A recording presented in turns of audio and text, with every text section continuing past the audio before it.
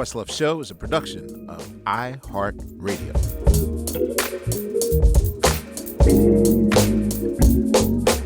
All right, y'all. This is a big one.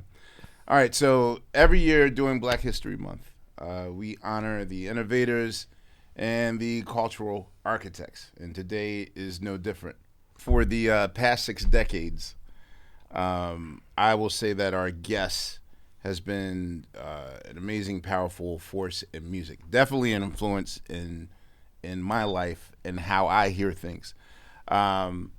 Basically, our guest is one of the musical delegates, the musical forces from Memphis that we don't talk about enough. We do not talk about. Memphis is such a force in music that it rarely gets the light that it deserves. And as a member of the legendary band The Bar-Kays, you know these songs from Soulfinger to Son of Shaft to Holy Ghost, especially Holy Ghost, which incidentally I think Holy Ghost is one of the best examples of giving the drummer some that excited an 8-year-old Questlove when he first heard that song. He's both a member of the R&B, the Memphis Rock and Roll Hall of Fame, blending in, and even then that's reductive because if you listen to the early work of their album, like their level of rock excitement was pretty much like no other band that you would come across in that period. Of course, collaborating with legends like the great Otis Redding, with Isaac Hayes, touring the world, spreading the funk. He's been mentioned in many a QLS episode. Shout out to Jimmy Jam. Hello. I want to welcome James Alexander to the Questlove Show. Welcome, sir. How are you? What's going on, man? How are you? Hey, man, I had to stay up. I had to stay up all night to get here, man. Yeah, I was going to say I appreciate you. Right now, as we tape, New York is being threatened with, as I hear it described, something deeper than a nor'easter, as they're telling me. But yet you made it here on your own. I know that we've been talking for the last couple of years about you coming on the show. Right. Again, you've been mentioned a lot, and now the time has come. And I thank you for coming here. I appreciate you having me, man. We're going to try to get through your life from soup to nuts. But I do want what I call an hors d'oeuvre. So I will start with this question. Of all of your Bar-Kays songs, which is your most favorite? That's a good one there, dude. Well, your favorite to play bass on? Probably still be Soulfinger, believe it or not.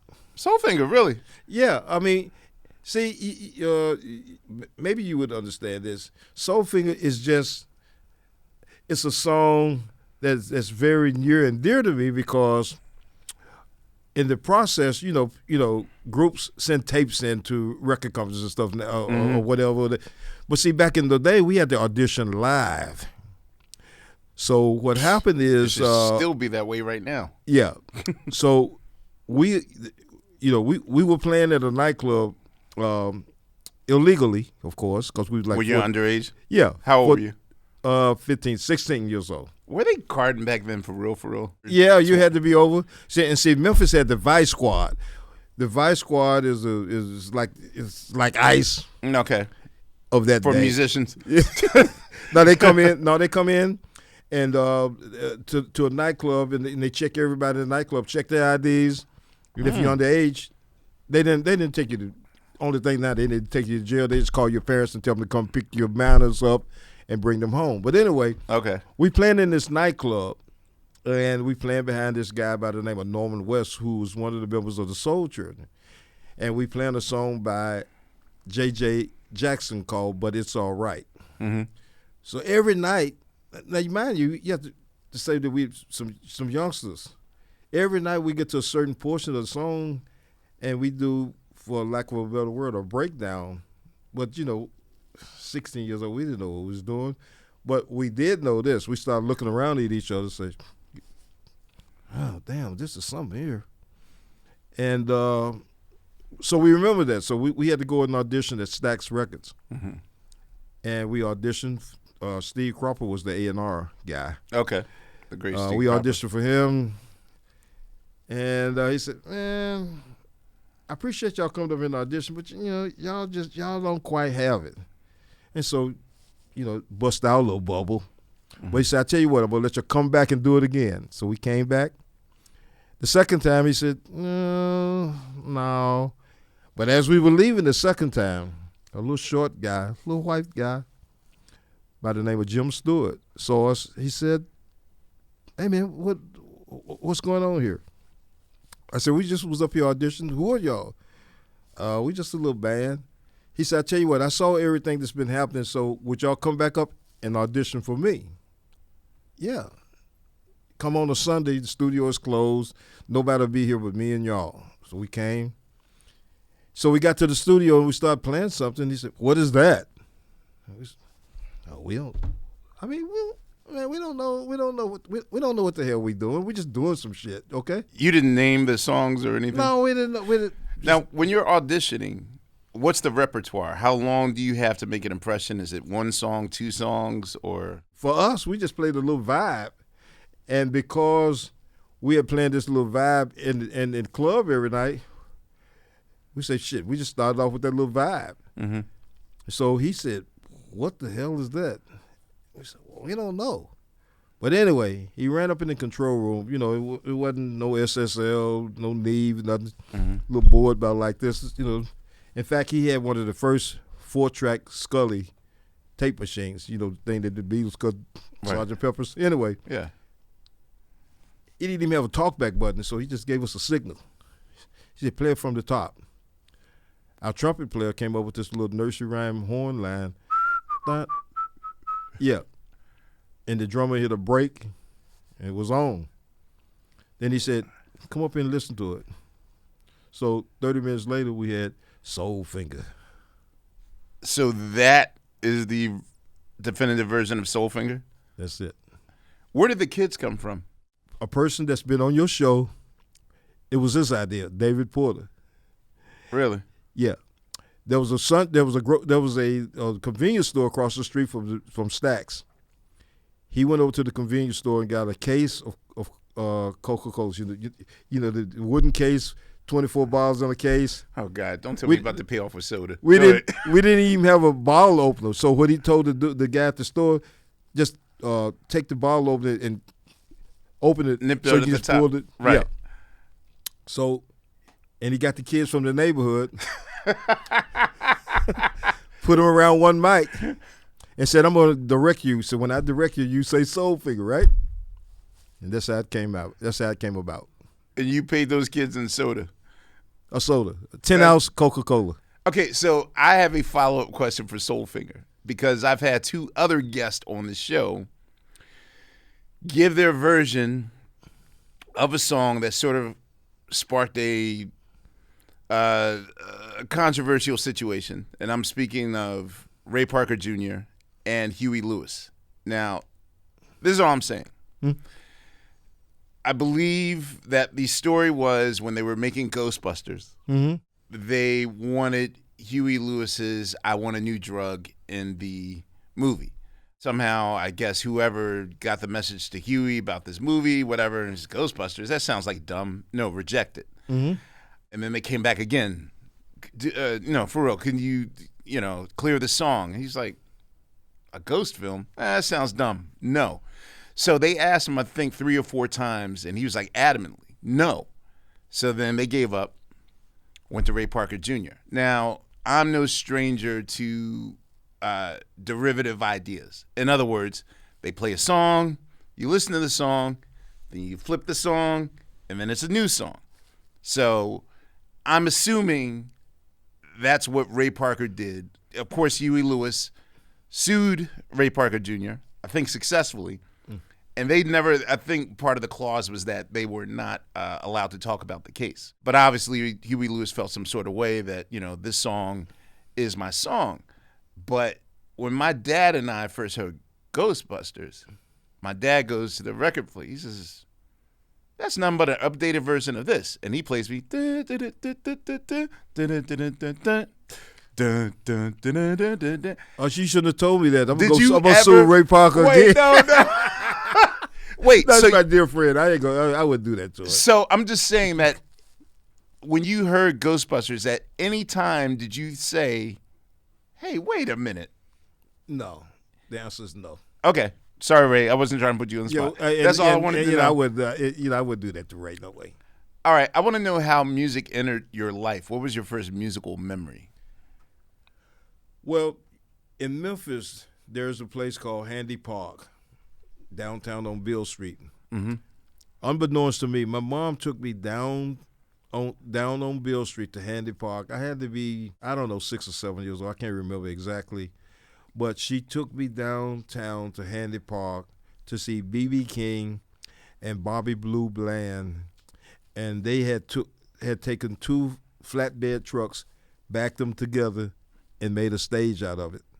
That was my first recollection of the music. But what happened that particular day, unbeknownst to me, it kind of got into my DNA. I didn't know it at the time, but I took a liking to the whole scene, the whole thing, the whole music thing, and it didn't hurt that my brother was a big jazz buff, not a musician or anything like that, but just collecting jazz albums, Coltrane, Miles Davis, Thelonious Monk, all of that stuff, Paul Chambers, all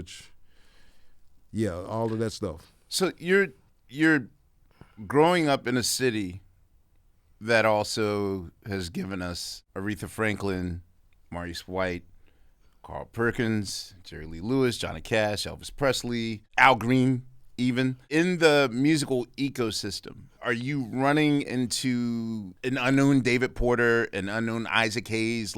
Talk about just the ecosystem of Memphis. Like, how small is the city in terms of its musical community, and who were you sort of socially interacting with before you became an artist? Well, I was, of course, I was in the marching band. I was in in junior high school. I was in the marching band. You're not gonna believe this. I always wanted to play drums, but what happened is I went to the band room, and the band director said, "I want you to stand up, state your name." I said, "James Alexander." "What do you want to play?" "I want to play drums." I had my drumsticks and everything, right? He said, "Well, I'm sorry, we don't need any more drummers, but we have an opening for tuba players." And I said, "Oh, shit, tuba players." Because, back then, they didn't have the fiberglass tubas. All the tubes were metal. Okay. Okay? So you had to be strong. So I said, but I wanted to be in the band so bad. So I said, shit, this looked like this is my only shot. So that's what I started out. Started out with the tuba. So with the tuba, he suggested that I take the tuba home, so I could learn how to play it. So, but the bell was so big, the bus that I used to ride home, the bell couldn't fit inside the bus, so I had to walk home with the tuba. How heavy was it? Well, it took me about maybe 30 minutes to walk home, but all walking home, this is big tuba, kids and stuff throwing paper all up in the barrel of the tuba. "Oh, you got that big ass tuba and all of that." You didn't have a case? There were no tuba cases back then? No, it wasn't no tuba cases. You just had to carry it? Okay. Yeah, like I'm at a parade, but I'm Okay. just walking by myself. So, with some friends, they throwing paper. Anyway, that's how I had to get the tuba home. And then when I get it home, my brother, which was like 17 years older than me, I'm trying to learn how to play the tuba. To him it sounded horrible. Cut that racket out. Cut all that noise out. So, but I kept at it when I was playing football too.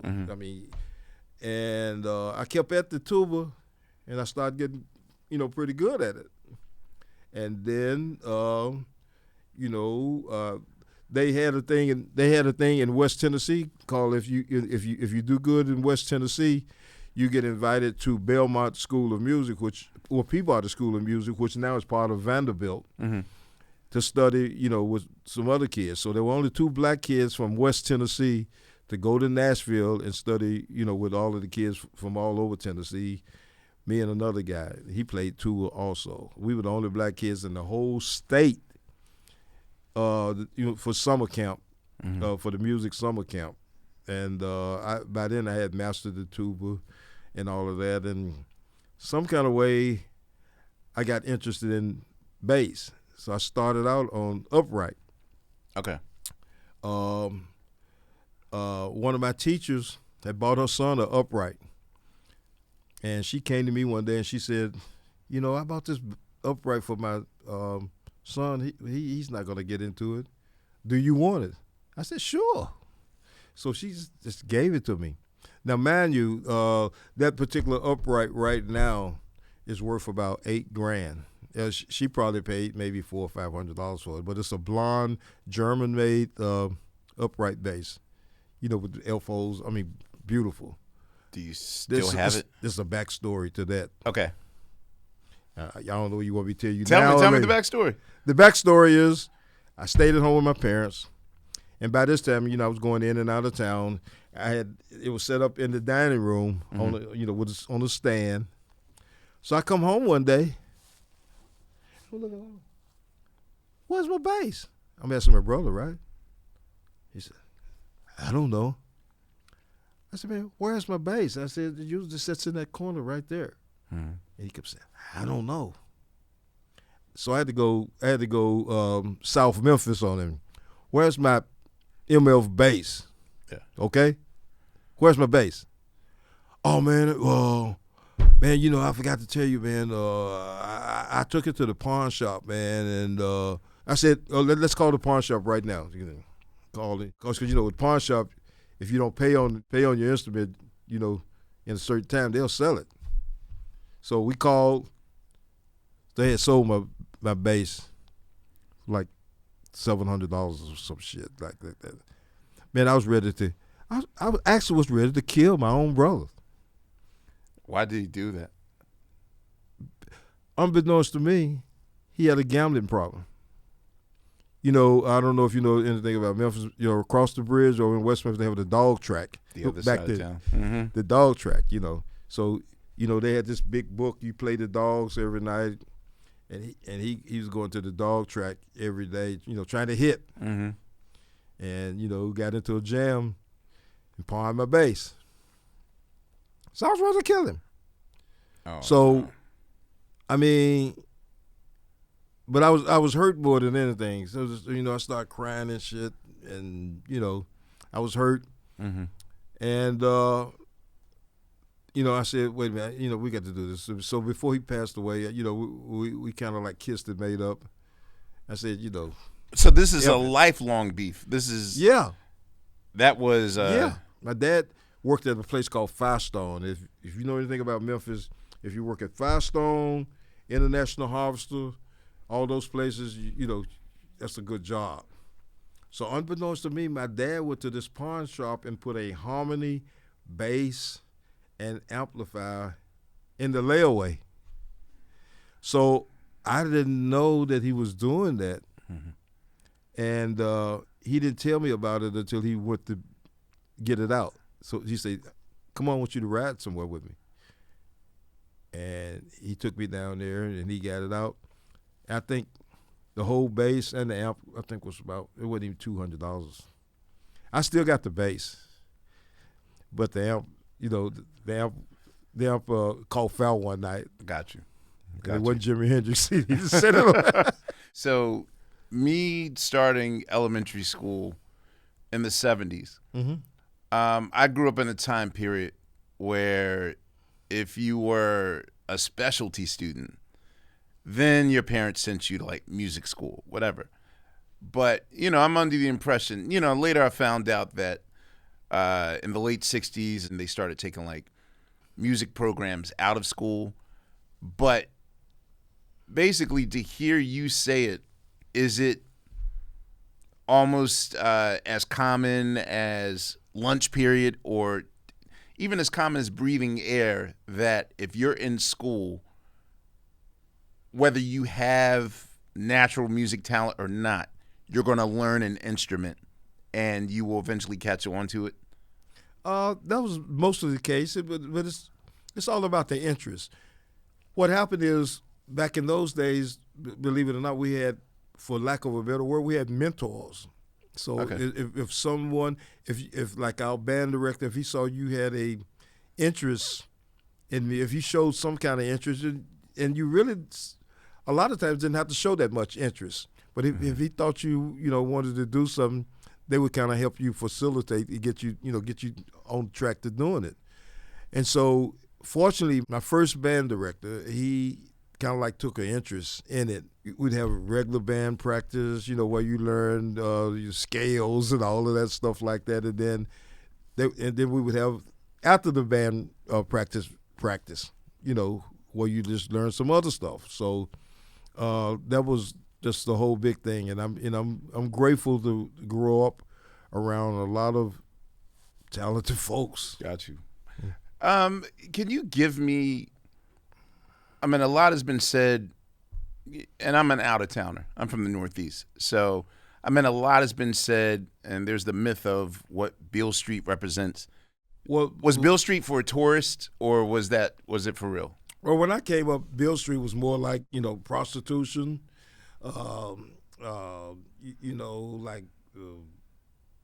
Drugs and music. Some of the there was a club in the Beale Street area called Club Handy. It was run by Sunbeam Mitchell.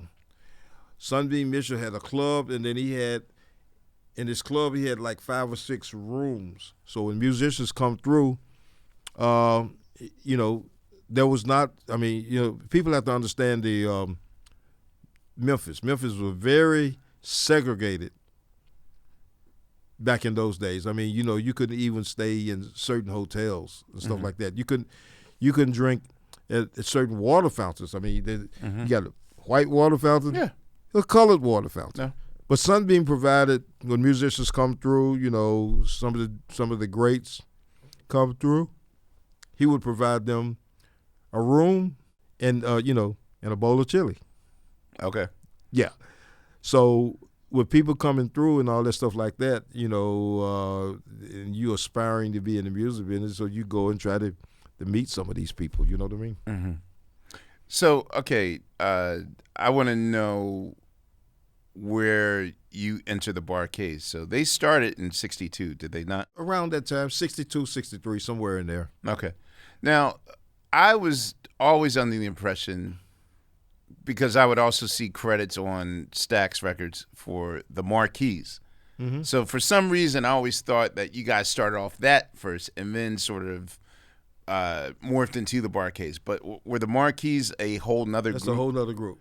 It had nothing to do with the Bar-Kays. Okay, got it. The Bar-Kays was a group that some guys from several different high schools that started emerging. Actually, the drummer that played in the band with me, he started the group. It wasn't called the Bar-Kays at that point. Mm-hmm.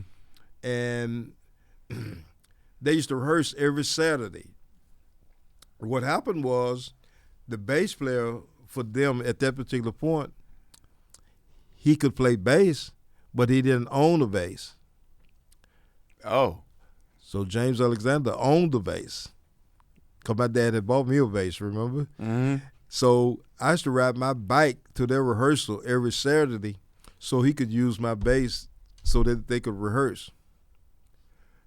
So this one particular Saturday, I rode to their rehearsal. Okay. And he wasn't there. So they said, hey, man, we're ready to start this rehearsal. Bass player's not here. So who's going to play bass? They said, you. I said, but there's one problem. They said, what's the problem? I can't play. And they said, and so the guitar player said, well, you know what, I'll show you enough to get through rehearsals. You know what I mean? And I was to be quite honest with you, I was fucking up bad. But he said, we're gonna get you through this. Stylistically, how jarringly different was adjusting to electric bass as opposed to the upright bass? That was a lot of adjustment for me because my instructor always would tell me, he had this thing, he hit me on my knuckles because I wasn't doing my technique correctly. So the fingering and all that stuff. No, the fingering, I wasn't doing none of that right. But I just had to do it however I could do it. It was a big difference.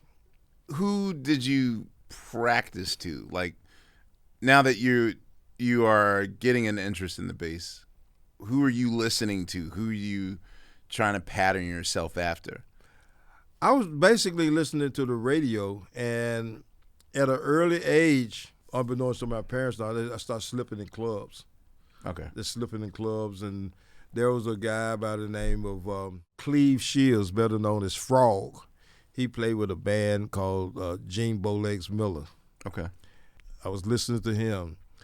I was listening to another guy by the name of Robert McGee, who played upright, and I ended up taking some bass lessons from him. Those are the two guys I was listening to. And when I started to learn how to play a little bit, Robert McGee, they had a thing in Memphis called Blue Monday. Okay. Robert McGee was a great bass player, but he would go to sleep on stage. Must be some heavy moonshine or something. I don't know.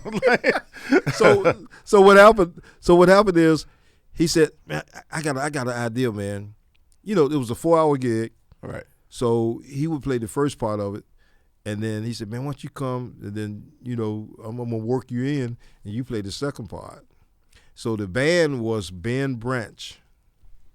Ben Branch. Yes. The Ben Branch. Operation Push. Right, yes. Jesse Jackson, all of that. The last person that Martin Luther King spoke to before he... So they had a Monday night thing, every Monday night, and he was playing the bass, and then he played the first half, then I come in and play the second half. He said, hey, I'm leaving. I got to go to sleep. Because he going to sleep on stage, messing up. Was it because he was working all day or Yeah, because he was a band director in the daytime. Okay. And then, playing gigs at night and stuff. And a school teacher, too, so on top of all of that. So he was tired. So what happened is, one of my first experience, Ben Branch called out a song. He said, Stardust, 5 flats, 1, 2,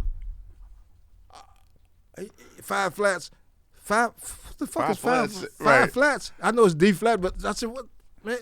I didn't know what the hell to do. One thing that I learned early on in my teachings, if you don't know a song,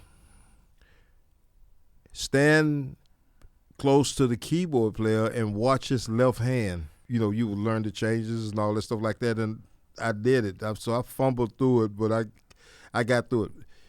And then right after that, he called Sat the Doll. I said, oh, my God. Right, you got through one song, now you got to go through. Yeah, I got to do this. I thought they were just going to play some 12-bar blues and stuff like that. I could get through that. Right. But they was playing standards, you know what I mean? So you jump right into the lake of jazz, not blues. All of that, yeah. I'm happy to say that I started getting a little, gradually I started getting a little better at it. Well, I was going to say, you stood in a Barcase rehearsal because the other bass player wasn't there. But right. You are still a Barcase. So what happened to that other bass player? Like, he just went AWOL? No. What happened is, the last time I went to the rehearsal and brought my bass, because I'm used to bringing my bass to the rehearsal, opening the case up, tuning it up, and giving it to him so they could start the rehearsal. So you could tune it. So you were a tech. You were a bass tech. What we would call a bass tech now, like someone to. Yeah. Let's be honest. I wasn't tuning it up that good because it was still not all the way in tune. But anyway, so what happened is, I'm finna give the bass player my bass, right? Mm-hmm. And the guys, man, what are you doing? I said, I'm giving so y'all can start rehearsal. They said, well, guess what? I said, what? He's not the bass player anymore. Well, who is the bass player? They said, you. I said, but there's one thing that y'all should know. And they said, what is that? I can't play. I got it. And so the guitar player, the guitar player would, on some songs he would play guitar, on other songs he would play bass. So he really wanted to play guitar. So he taught me a lot of stuff on bass. So how many months did it take you to adjust and really I would say be fair? About 6 months. Okay. Yeah, Okay. about 6 months. I mean, I wasn't great, but I was good enough to get through a 3 or 4 hour set. You know what I mean? So one of the pioneering things about the original iteration of the Bar-Kays, which also, like another Memphis group, the MGs, this is an interracial band. I didn't know that the original keyboard player for the Bar-Kays was a white guy. Mm-hmm. Just that alone, how radical was that idea during that time period? The first thing we tried to do is everybody was at different high schools, so we tried to get everybody at the same high school. Mm-hmm. So you got 5 black guys and this one white guy. He went to a predominantly white school. Mm-hmm. So what about he go to his parents and say, look, I want to change and go to Booker T. Washington High School because my guys are there. His parents hit the freaking ceiling. Okay? But he was, I have to say, he was a radical white boy. He said, I'm going anyway. He probably would be in reform school or something, Mm-hmm. but he said it. And so they wasn't with it, but he changed from a predominantly white school Mm-hmm. to a predominantly black school. He was the only white kid in a predominantly black school. And the black people accepted him.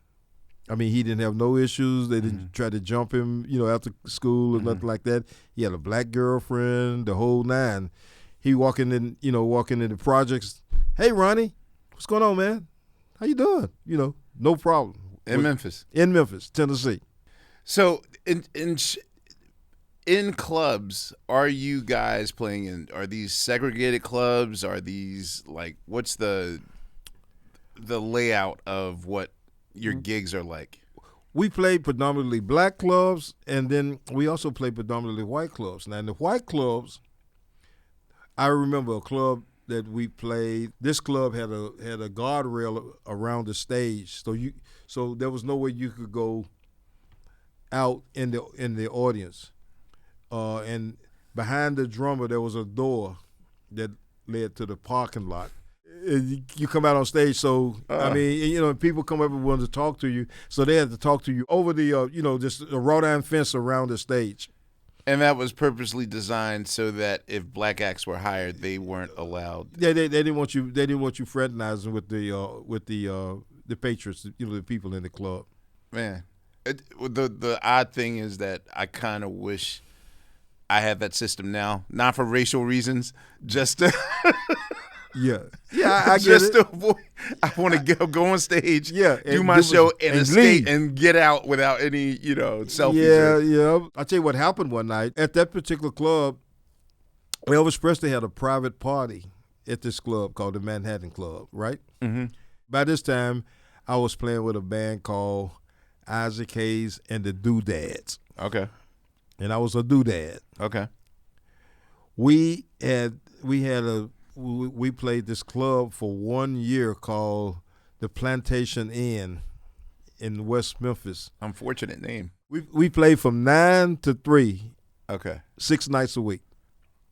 For while 6 I was in hours. high school. Okay. For 6 hours. So Yeah. when you're doing a residency like that, you're not playing 6 hours in a row, correct? What's the 45, format? 15. So you pay 45 minutes, 15-minute 15, break. yeah. During that 15-minute break, is music in the air? Do they have a jukebox or something? Yeah, they had a jukebox. Okay, so Yeah. music's a constant. Yeah, constant going. Is it the same set 6 times a night, or are you learning different songs? No, we're doing different songs. I mean, because, by this time, you end up learning a lot of songs. Okay, And, got I mean, every now and then, maybe in the hour 1 and hours 5, you might repeat a song or two. Okay. But we had different songs. I mean, learned a lot of songs like The Nearness of You and My Funny Valentine. I mean, just all those songs. Then plus whatever songs were out then, Was this primarily Well, you said My Funny Valentine, so I'm like, those are ballads. Yeah. Like during this period, kids want to dance, do they not? Or Yeah, well, these weren't kids. These were grown people in the club. there you go. Yeah, Okay. they were grown. I mean, you know, Sophisticated you kid. have to be 21 to get in the club. Got it. But we were underage, you know, Okay. getting in the club. We was in the club. I mean, I think Isaac may have, during those times, he might have been in his early 20s. You know, Elvis was always big on, like, for instance, if he go to an amusement park or something like that, Mm-hmm. he would shut the whole amusement park down and just only somebody would be there with him and his cronies. Okay. Same thing with a club. If he did something at a club, shut the club down, nobody there with him and his cronies. Now, when I watch footage of Elvis elsewhere, you know, girls are chasing him. It's like Yeah, chaos. right. Is he able to move in and out of Memphis like it's nothing because everyone knows him, or No, I mean he's still Elvis Presley? he's still Elvis Presley. He still got security all Okay. 24/7 with him. Got you. But I think Isaac charged him, I want to say $500. Okay. And I think Isaac paid us like about $40 a piece or something like that. Okay. But after the thing, now, man, you still got this wrought iron fence, right? So we walk out of on the parking lot and come into the front entrance of the club because he wanted to be up close and personal with us. And, you know, Elvis was tall, Right. you know, very handsome guy. Mhm.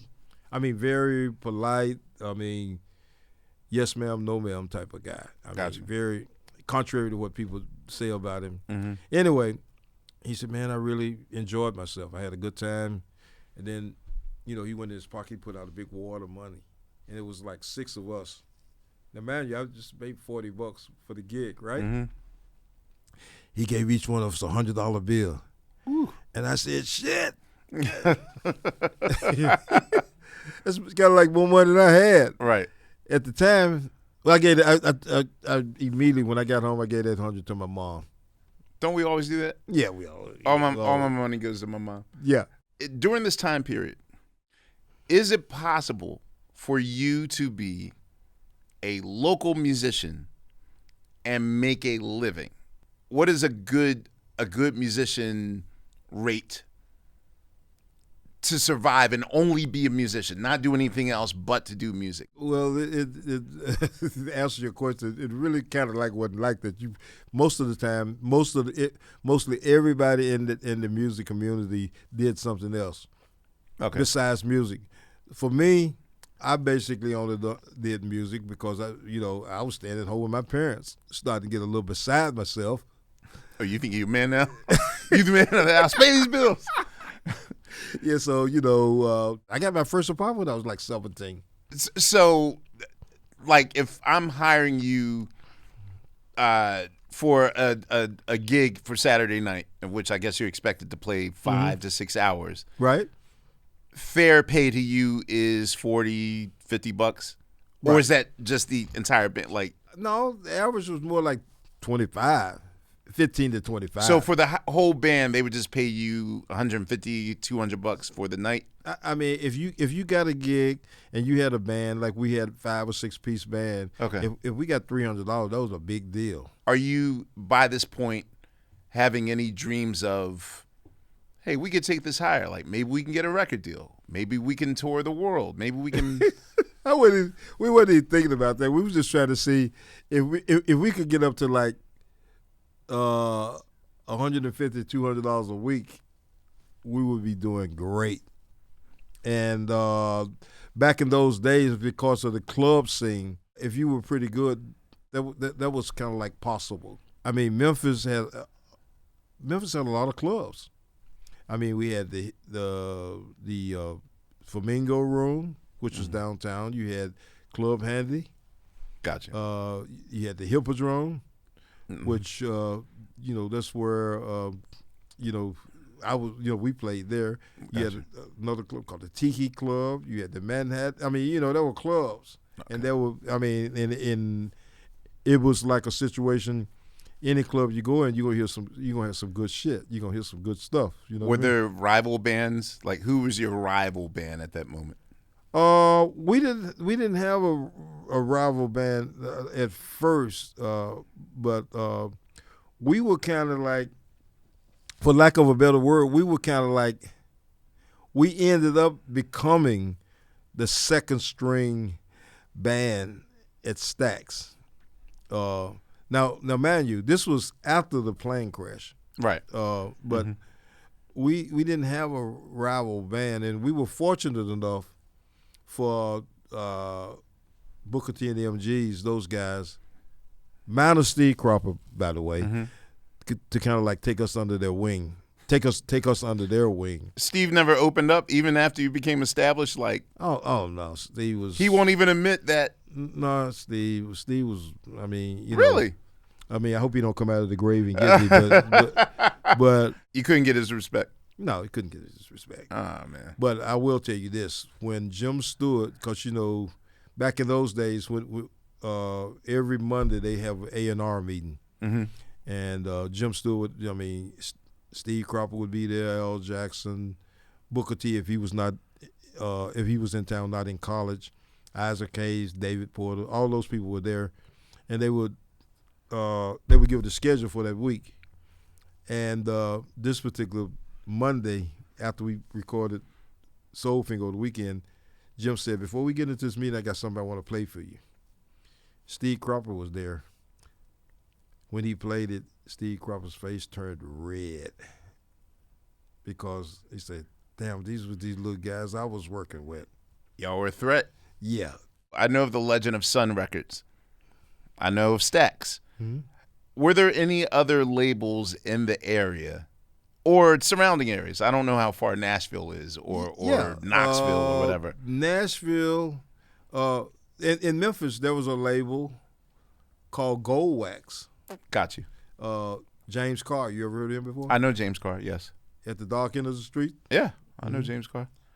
Yeah. And, Chip Smallman was in Memphis. Okay. He didn't have a label, but he was, he had a rhythm section. Got you. Then you had, then later on, High Records came into play. Okay. With Willie Mitchell and all those guys. And so Memphis was like fledgling. You had Stax. I mean, I can remember. I remember Al Bell and Willie Mitchell standing on the parking lot, and Willie Mitchell would say something. Man, have you heard that? I mean, I just got this new Al Green record. I want to play it for you, see what you think about it. Then Al Bell might say, yeah, I'm gonna play you this new Isaac Hayes record. See what you think about it. Yeah.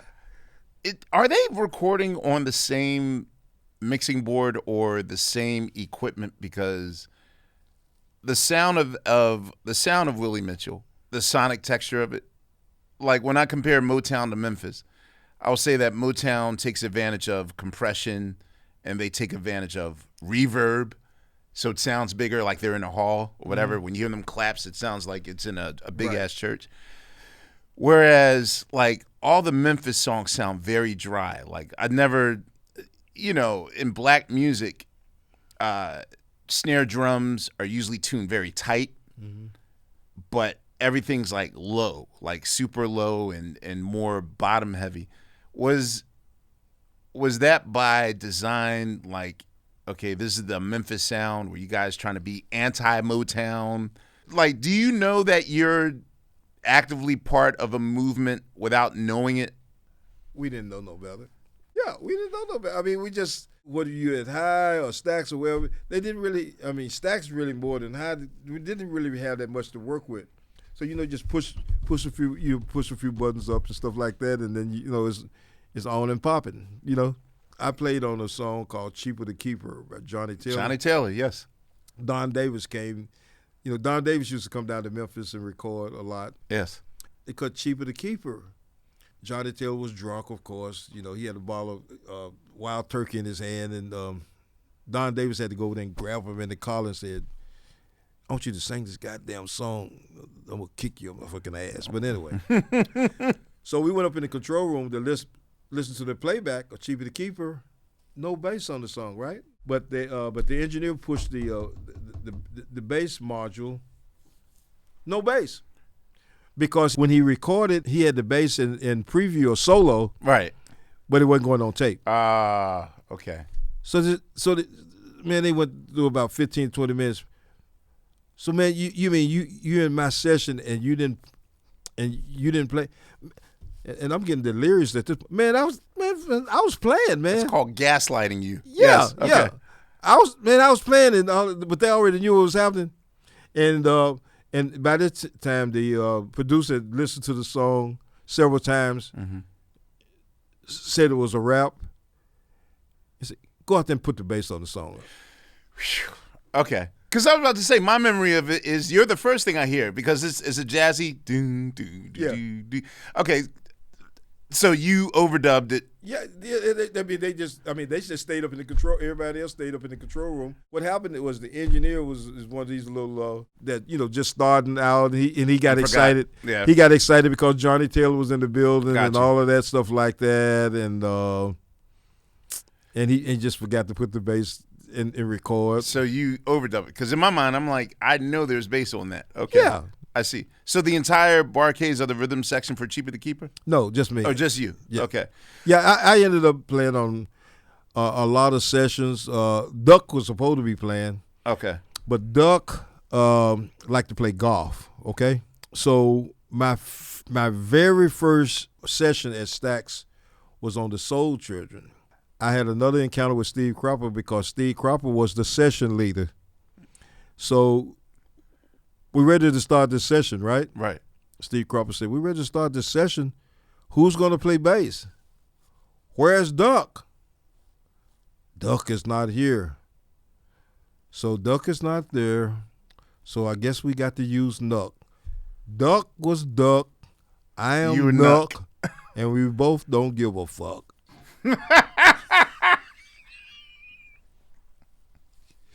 So my first session was an Isaac Hayes and David Porter recording by the Soul Children called "The Sweeter He Is." Okay. The Longer the Pain. So I said, you know what? If I fuck this song up here, I need to quit because all the song was doom, doom, doom, doom. I mean, the basis of the song, that was the whole song, basically. It had a couple of changes in it. But if I mess this up, I mean, Duck is probably never gonna let me, sit in again. But fortunately, I didn't mess it up. And then now this is after the plane crash, so they start bringing our whole rhythm section in. Gotcha. Because a lot of the producers wanted to use our rhythm section because when you're young, you don't really think about what you're doing. You just do some shit. But as you get older, you start second guessing yourself. You say, I wonder would this work. But when you're young, you just do it. You don't even think about it. So the producers like the fact that, a lot of times we just always do some spontaneous type shit, and they like that. Got you. So we started more and more. We started, instead of them using, Booker T and the MGs, and the MGs, at the rhythm section, it usually, when Booker was in college, it would Isaac Hayes would play the keyboards. Got you. And then sometimes it would be both of them. So when you're called in for a session, walk me through that. Are you getting a tape of the song beforehand, a week beforehand? Oh, no. Are they sending you charts, or you're getting there? Oh, none of that, dude. We don't do it. Okay, like that. name a non-Barcades, non-Otis Redding hit that you were on. I'll Play the Blues for You. Okay, that's you. Yeah. Dude, oh my God. Okay, I got questions for Jazzy after after I do you. So you're getting called for a session. Well, see, with Albert King, it's also the blues. So Right. it's going to be a 1-4-5. Yeah, but he did some stuff with some changes in it too. Well, not that many changes. This is 1-4-5. Just like you said, 1-4-5. We call it Sears and Roebuck. Why do you call it Sears and Roebuck? Well, because it's 1-4-5. So Sears and Roebuck is just another name for it. You know what I mean? So that's the basic ground level of knowledge that you should have when you are playing a session is Sears and Roebuck. You should know that. But then, fast forwarding, what I did a couple of Nashville sessions, and Nashville is a numbers city. So for are people listening, when they do numbers, you saw, okay, play 1, 4, 5. Yeah. So you're supposed to know the Yeah, corresponding note. I wasn't with it. Ooh, So you had a trial by fire life as far as learning. Yeah. Okay. So, but Stax, going back to what you asked, we would just sit around. Sometimes the song wasn't even created all the way. You know what I mean? They had the idea for the song, and they said, "Man, let's just come up with some Think stuff. of something." Okay. Think of something. Yeah, and I like that. Got you. This. I mean, we sat around in a circle, and the writer might be in there, and they might have the demo, and we come up with something like that. It was a lot of it was just off the cuff. So I'll say that the one when people do Stax versus Motown comparisons is Stax is also famous for instrumentals. Mm-hmm. Now I'm talking about pre-Larry Barkays. At no point. And I know that you guys were known as Otis Redding's band, but at no point in the foundational years were you guys ever thinking about adding a lead vocalist to the group so that you can expand your repertoire and do other things? Well, we had some lead vocals, but it wasn't the way we used to do that. We used to bring them on and let them do 2 or 3 songs. Sit-ins. Okay. Yeah. Gotcha. And then we do our set. Gotcha. But we had a unique way of doing instrumentals, so even though a single was not there, it felt like a single was there because we played the melody so beautifully. Gotcha. Like I don't know have you ever listened to "With a Child's Heart"? Yeah, I know. What. So we got away with it, but after a while, as time went on, I must tell you, it did start getting a little redundant. You know what I mean? But with instrumentals, though, how were the soloing chops? Because, I mean, besides playing, like, the main melody and the chorus and all that, I'm certain at some point, like, is being a virtuoso soloist also a requirement, or was it just keeping a tight rhythm section? Basically, keep a tight rhythm section because really, in the original Barkays, there was only one there was 2 people that could really do decent solos, and that was the guitar player and Ben Carley, the trumpet player. Everybody else was just like, hey, we're gonna stay close to the script. You know what I mean? Just the accompaniment. Got you. Even now on social media, there's a generation like Gen Z, Gen Alpha, are now discovering. So right now on social media, the big thing is that both Tupac and Otis Redding passed away at the same age. And for a lot of us, me included, when you first hear Otis Redding sing, I naturally thought, oh, yeah, he's like 42, maybe 53. I didn't, and I know generationally speaking, we get younger by the generation. I just turned 55. I still feel like I'm in my 30s. Mm-hmm. How you look young as hell. I don't even, you know what I mean? Yeah, like, I'm 76. Dude, Your birthday was Tuesday? Happy belated. My birthday was Monday. There you go. Capricorn still Aquarian power. There we go. Tell me how Otis Redding enters the picture. And was he always an old soul like that? Always an old soul. Like, even to you guys, was he an old soul? Or was he like a big brother to us. Like a big brother, but the age difference wasn't drastic. It was like when I was 17, he was 25. It's like that, you know what I mean? Were all 25-year-olders like that? No. Okay. No, he was Otis. He was a different type of cat. Okay. I mean, this guy, he was the first guy that told us about publishing. First of all, when I signed my first record contract, I didn't even read the contract. I just signed. Oh, no. Okay. But you have to understand, I signed my first contract when I was 16 years old. I was so happy to, get a deal. I just signed the contract. You're supposed to get we really wasn't supposed to sign the contract, but just signed it. So was it? You were also underage. So Yeah. Was that contract legal, technically speaking? Contract was full of shit. Okay. It was bad. Got you.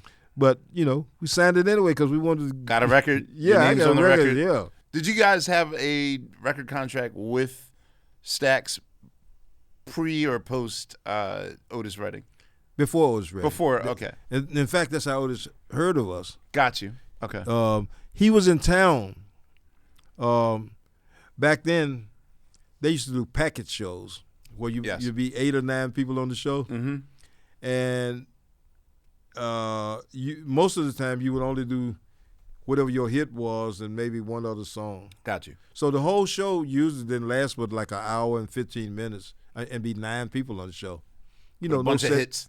Huh? A bunch of hits and covers. Yeah, hits, yeah. But if you did 3 songs on the show, you was a star. Got you. Okay. And then, Otis Redding, his set was like 30 minutes, so, he was superstar. Right. So Otis was in town. I think the show, it was Otis Redding, the Manhattans, Arthur Conley, Betty Swan. Yeah, I can't remember who else was. Maybe Carla Thomas may have been on the show. Okay. But as you well know, because in speaking to you earlier, it seemed like, you're not one of those guys that, like to go out after the show. Yeah. You don't, do you? Nah. Well, we did. Got you. Yeah. We the show, then the after party, then the after party, after the after party. What had happened? All night long. But anyway, we were playing at this club called the Hippodrome. Got you. Yes, a parking lot now. Yeah, I'm familiar with it. We were playing at this club, illegally, of course. Okay. So Otis wanted to go out after he do a show at the Coliseum, so he comes down to the Hippodrome. He see this band, and this particular night, he was in rare form. Mm-hmm. And so he asked Al Bell and Al Jackson, which Al Bell and Al Jackson were kind of like part owners of the club. Mm-hmm. Who is this band? And they told him, he said, do you think they know any of my songs? And he said, ask them. So he called out a couple of songs. I think one of them was Can't Turn You Loose. Mm-hmm. And we really didn't know it, but we kind of like knew of it. Mm-hmm. But we were one of those groups, we could fake it till we make it. Mm-hmm. So he came up on stage. We did the song with him. And he said, man, I got to have these guys for my band. Now, mind you, Otis had a 12, a 13, maybe a 14-piece band, horns, all of that. Mm-hmm. And so what really tripped him out was he kept looking up on the stage and he kept looking around trying to see where the rest of the people was. But it was just 6 people on stage. Got you. But the sound was big. Mm-hmm. So he said, I got to have these dudes for my band. So he stayed in town an extra day because he wanted to talk to our parents. Got you. He wanted us to go on the road with him, right? Mm-hmm. We were getting all hyped up and excited. And our parents said, hell no to the no, no, no. Hell to the no. Really? They said, I mean, come on, we still in high school.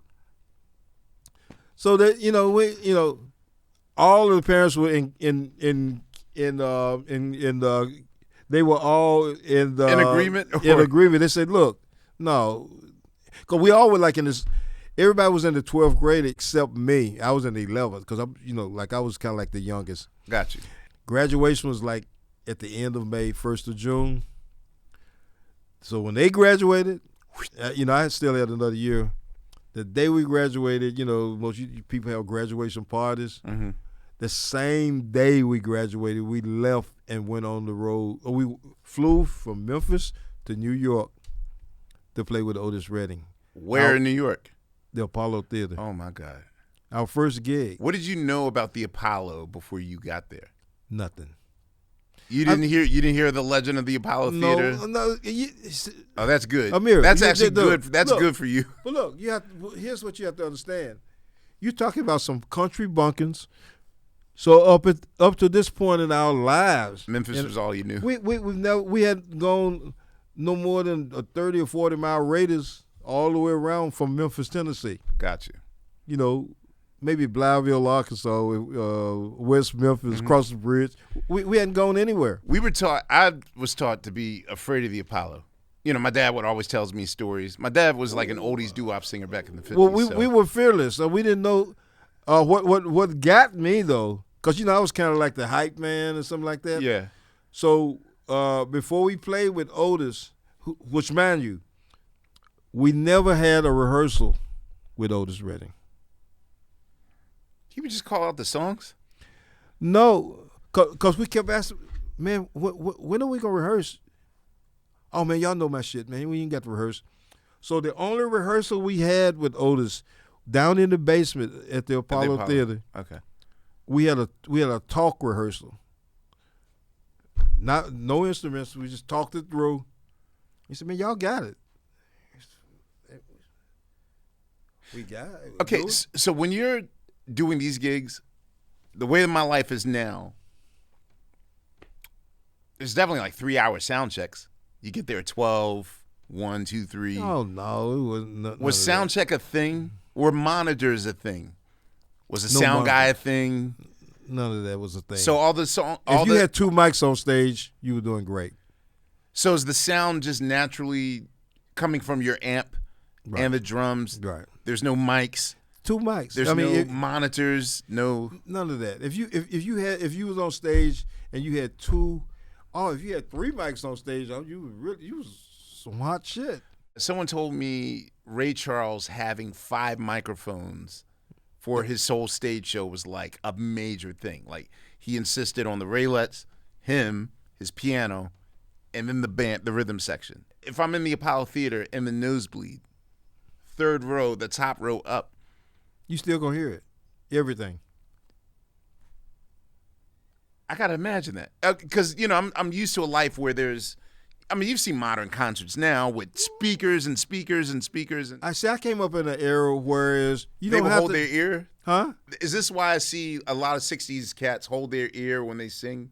Yeah. Ronald Isley, every clip I've ever seen of the Isley brothers, like pre-1975, he's always holding. Right. So he can hear that's himself. so he can hear him. That's his monitor. This is your monitor. Yeah. And then I came up in an era that you're supposed to know the show. So if you don't have any monitors, you're supposed to know what you're supposed to be doing, when and where you're supposed to be doing it at. So these younger guys, they overplay monitors. If you know what you're doing, you don't really need all of that. Man, I can't hear the monitor. Then you came up with now you got in-ears and all of that. Yeah. Man, I didn't. So I'm spoiled. Sorry.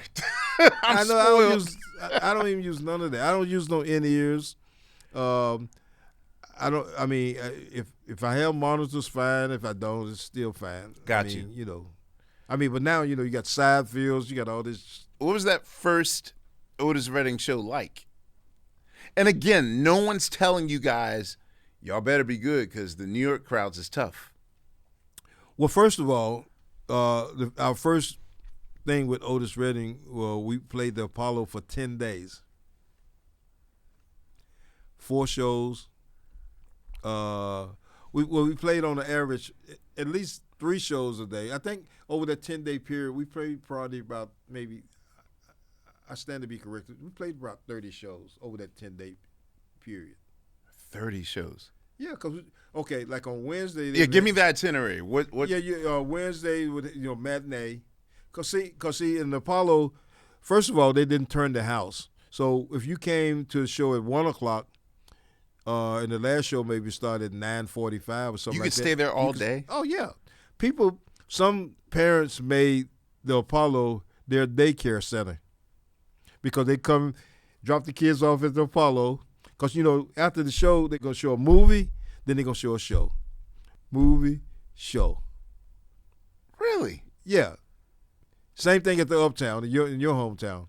We played the Uptown. Okay, so I'm paying, $5 to get in? Yeah, maybe $3 to $5, maybe $3, and you can stay there all day. And I could stay there all day? All day. Watch a movie, they'd show a film, and then come out.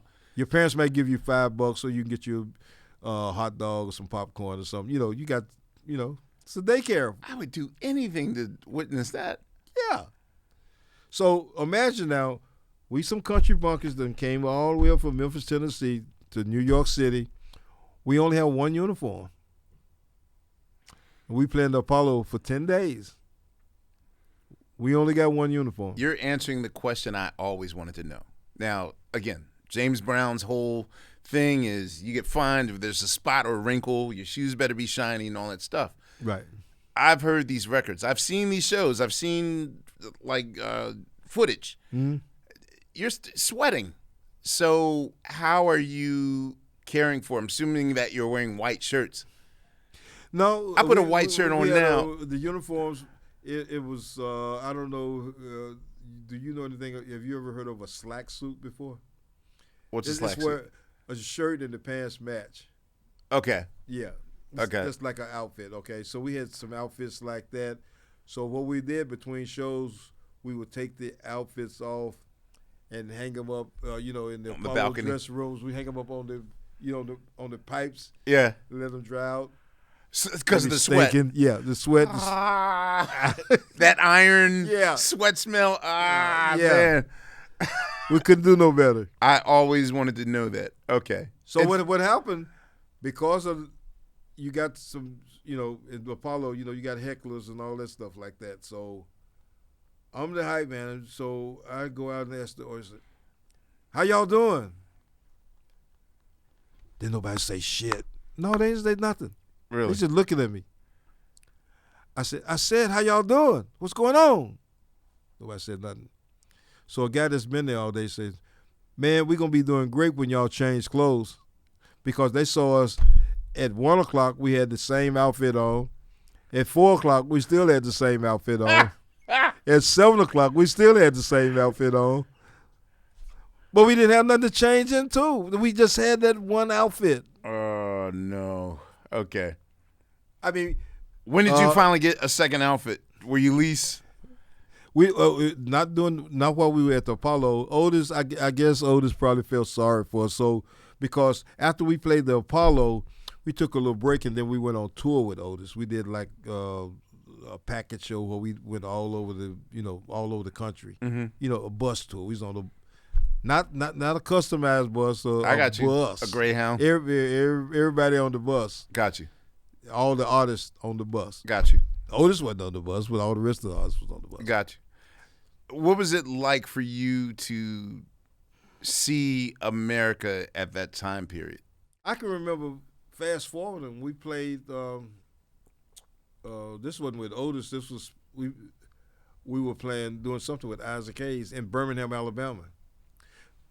So we couldn't. The only hotel that you could stay at in Birmingham was a hotel called A.G. Gaston Hotel. It was black owned. It was like a motel. So, everybody. This was like in Memphis, the Lorraine. Mm-hmm. That was one of the few hotels that blacks could stay at. Got you. I mean, it couldn't stay at the Peabody or nowhere like that. Mm-hmm. So just traveling around, I mean, we just saw how racist things were, especially in the South. It wasn't as bad as we came up north, as you came like D.C., Philly, all up down the East Coast. It wasn't as bad, but down south it was horrible.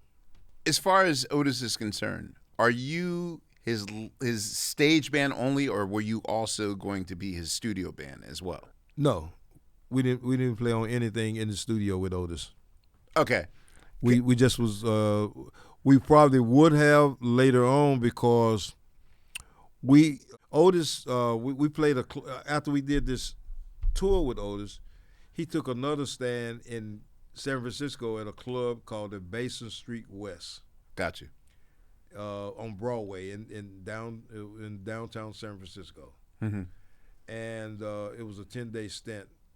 And we were staying in downtown San Francisco, and he stayed out in Marine County. Out at somebody had rented him a houseboat, so he stayed on the houseboat. Mm-hmm. So Otis, I don't know. Even though I was younger, he, we connected. So he calls me at the hotel and say, man, I want you to get out here. Now, man, I'm in downtown San Francisco. He wanted me to come to Sausalito, which is, you have to go across the Golden Gate Bridge. Right. It's about 45-minute drive. Familiar with it. In those days, a $55 cab ride. Got you. Even back then.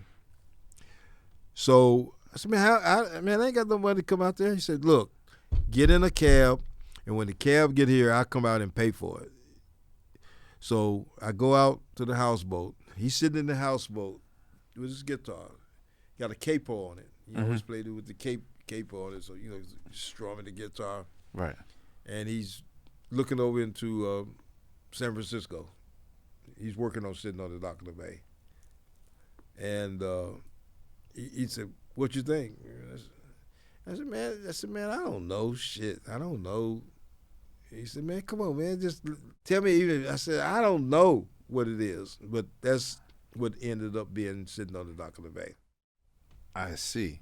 Yeah. Can you talk about one of the most pivotal shows, one of the most important shows for him, but also one of the, probably historically speaking, one of the most pivotal shows in postmodern rock history, is doing the Monterey Pop Festival show. I believe this is the same show in which The Who and Hendrix, this is where Hendrix sets his guitar afire and all that.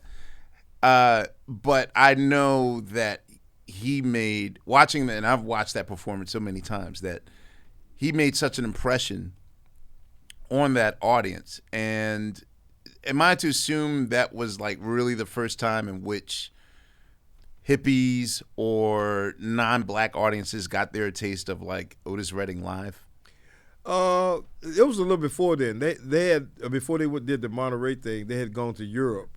I got you.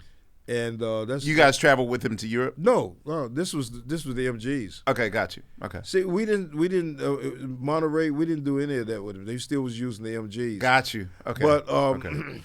I was one of those guys that was always around. So I ended up being kind of like a gopher. Okay. Go get this, go get that. He kind of like took me under his wing. I mean, because he would always confide in me, and I didn't. I mean, I'm saying, who am I to confide in? I mean, he just wanted to talk to somebody. I mean, very, just brilliant beyond his years. I mean, I think he had told me that Sam Cooke had told him about, owning your. His thing was, why in the hell would you create a song and give the ownership of that song to a record company? They didn't have shit to do with the song. Mm-hmm. Why would you give the song to them? We didn't know no better. We didn't know no better. So the first song that we recorded, which was Soulfinger, we didn't own none of the publishers. So we just got writers on that song. Gotcha. Unbeknownst to us, that song was recorded in 1967. That song is 58 years old. Mm-hmm. Our catalog is 350 songs. Mm-hmm. There's been no song in our catalog to beat Soulfinger out of the 350. I'm talking about Hit and Run. I know this. Hitting all of that. Soulfinger is the crown jewel. It's the money maker. It make more money than any song. Really, that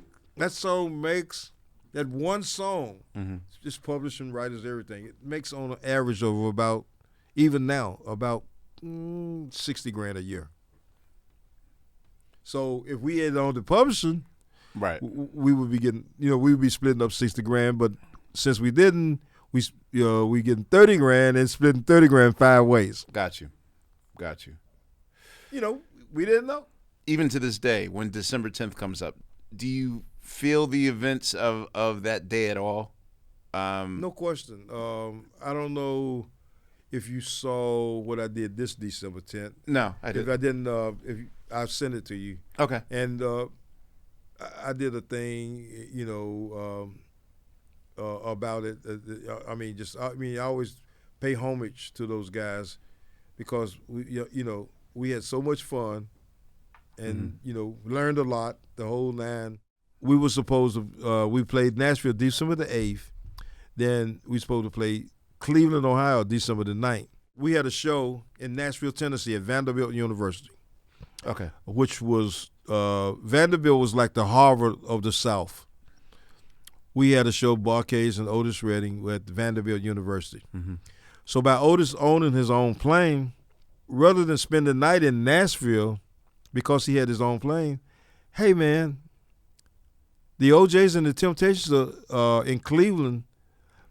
When we get through with our show, let's take the plane and fly to Cleveland and catch their last show, because they was doing 2 shows, an early show and a late show. OJs were the opening act, and the Temptations were on fire at that point. And the OJs, this was back when they had 5 members. The OJs turned it out. They had one song. They had a song called "I'll Be Sweeter Tomorrow Than I Was Yesterday." Okay. When they got through doing that song, I mean, people just stood up. I mean, kind of like about a 10-minute standing ovation.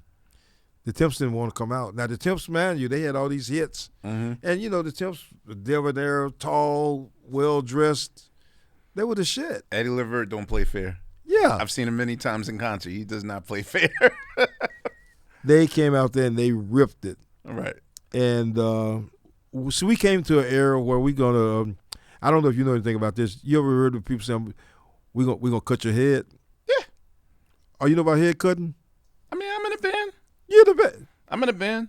So I know when it's time to. We did some battles with Cameo. They kicked our ass. And you said the OJs kicked the Temps' ass the same way. Kicked their ass. Okay. Smoked them. And they only had one hit. Temps had multiple hits. That's all it takes. This is when David Ruffin was in the group. Got you. David Ruffin, Eddie Kendricks, Paul Williams, Otis Williams, and who am I missing? Melvin Franklin. Yes. Oh, how can I forget? Yeah. Can't forget Melvin. You were saying that Otis and the Barcades went to Ohio to go see the Temps and the OJs. Yeah. Mm-hmm. But how does that lead to December 10th of 1967 when the crash happens? Well, it was okay. They played on December the 8th. We played on the 9th, the Barcades and Otis. We played at the same club on and that the was 9th. the last. That was the last time. It was one hell of a show. Because in the daytime, we did a TV show called Upbeat. Okay. You probably may have seen that clip. Yeah, it's on. I've seen it. Yeah, I mean, that was live. Mm-hmm. I mean, it went about two mics at that thing. Got you. When we recorded that. Got you. That was the last time we did it. And normally, the morning of the 10th, normally I would be on the private plane with them. But the plane could only carry a certain amount of people, and 2 people always had to fly commercial. This particular day, I happened to just be one of the people to fly commercial. How was that decision made? Was it a coin flip? It wasn't, man, because what I said, we always would have, we didn't have, the promoter didn't, Rich, car service and no limos and all like that. We just got 2 vans, 2 station wagons, whatever they had at the rental car place. Mm-hmm. And so somebody had to turn the rental vehicles in. So me and the other guy, a guy by the name of Carl Sims. Okay. He was kind of like the singer. He was like the guy we let him come on and do one number before we come on. Gotcha. He come on and do one number, then we come on and do maybe 3 numbers, then we bring Otis on. Got you. Okay. So we turned the rental vehicles in and we dropped them off at the hangar where the private plane was. Then we turned the rental vehicle in, and then we take a commercial flight to the next show. Where was the next show supposed to be? In Madison, Wisconsin. Oh. At the University of Wisconsin. Clyde Stubblefield territory, and, Madison, Wisconsin. Okay. So the pilot said, hey, man, rather than y'all flying all the way to Madison, why don't y'all fly from Cleveland to Milwaukee? I dropped them off in Madison and then come back across Lake Michigan to pick y'all up and then bring y'all back to Madison. So we flew to Milwaukee. So we sat and waiting on them to come. And so it started getting late. It started getting around 4 or 5 o'clock. No plane. I mean, And then, back in those days, you didn't have technology like no cell phones or payphone. You had to go, then you call home, you call and collect or something like, something like that. So we start just calling. And then, we called around, where's the plane? Nobody could tell us any information. And so finally, we were already at the airport in Milwaukee, so we called. Can I ask, is the private air hangar aware that they're supposed to receive a plane to come in? Like, are they in Madison? Yes. Yeah. Okay, and so even for all the hours that are going by, they're unaware. They're unaware. I mean, the communication system was not what it is now. Okay. Everything is right now. Got you. Yeah. In real time, right there. But it wasn't like that then. So hours went to, so we kept calling, and they said, well, we lost the plane on the radar. Whereas they still didn't know anything. So maybe an hour or so later, they said, well, we lost the plane on the radar, and we think the plane went down. And that's all they could tell us. They couldn't tell us nothing else. Was any survivors? That's a hell of a way to tell you. Like, just all casual? Just like that. So we in Milwaukee. So later on, about another hour passed by, and so we called, and they said, well, there's someone. I mean, there's the authorities coming from Madison back to Milwaukee to pick y'all up. So they came to Milwaukee, picked us up, and drove us back to Madison. By then, they had known. What are you thinking in that drive? I'm numb. I'm not thinking. I don't know what to think. Imagine I'm 17 years old, so I don't know what to think. Oh God. Okay. So we get to Madison. They put us up in a hotel. They said, well, the plane did go down. There were no survivors. The only survivor was a guy. They didn't even know. They didn't know it was Ben Cauley. Ben Cauley, yeah. But he was in the hospital. So I said, well, can you take me to the hospital? So I went to the hospital to see him, and he was just laying up in the bed. He was like in shock. If you ever seen a person in shock, I mean, he was just there with his eyes open, laying back in the bed. I said, Ben, put my hand in front of him. He couldn't say anything. He couldn't move. Couldn't say anything. So they took us back to the hotel, and they said, well, since you and the other gentleman, y'all are the only two people here, y'all will have to, as we find people, identify them? Y'all will have to identify the bodies. I always wanted to ask you how you felt about Jet Magazine's treatment of this moment, but because that's how I learned this story and who you were. Via my aunt had that Jet Magazine. Jet Magazine was notorious. I mean, they would show, somebody that had been murdered. They did Emmett Till, and that much I do know. All that stuff, yeah. Oh, so by this time, later on, this was like on a Sunday. Of course, they had notified Zelma, Otis's wife, and she had flown to Madison. They put us all in the same hotel. So when Zelma got there, got to the hotel, I went down to her room, and we consoled each other a little bit. I mean, and it's weird because it wasn't much crying. I mean, at that point we all still was in shock. We weren't crying or anything like that. But I remember Zelma telling me, she said, James, whenever they find my husband, will you be willing to identify him? And I'm 17 years old, right? So I had to identify the rest of the people too. So she said, of course.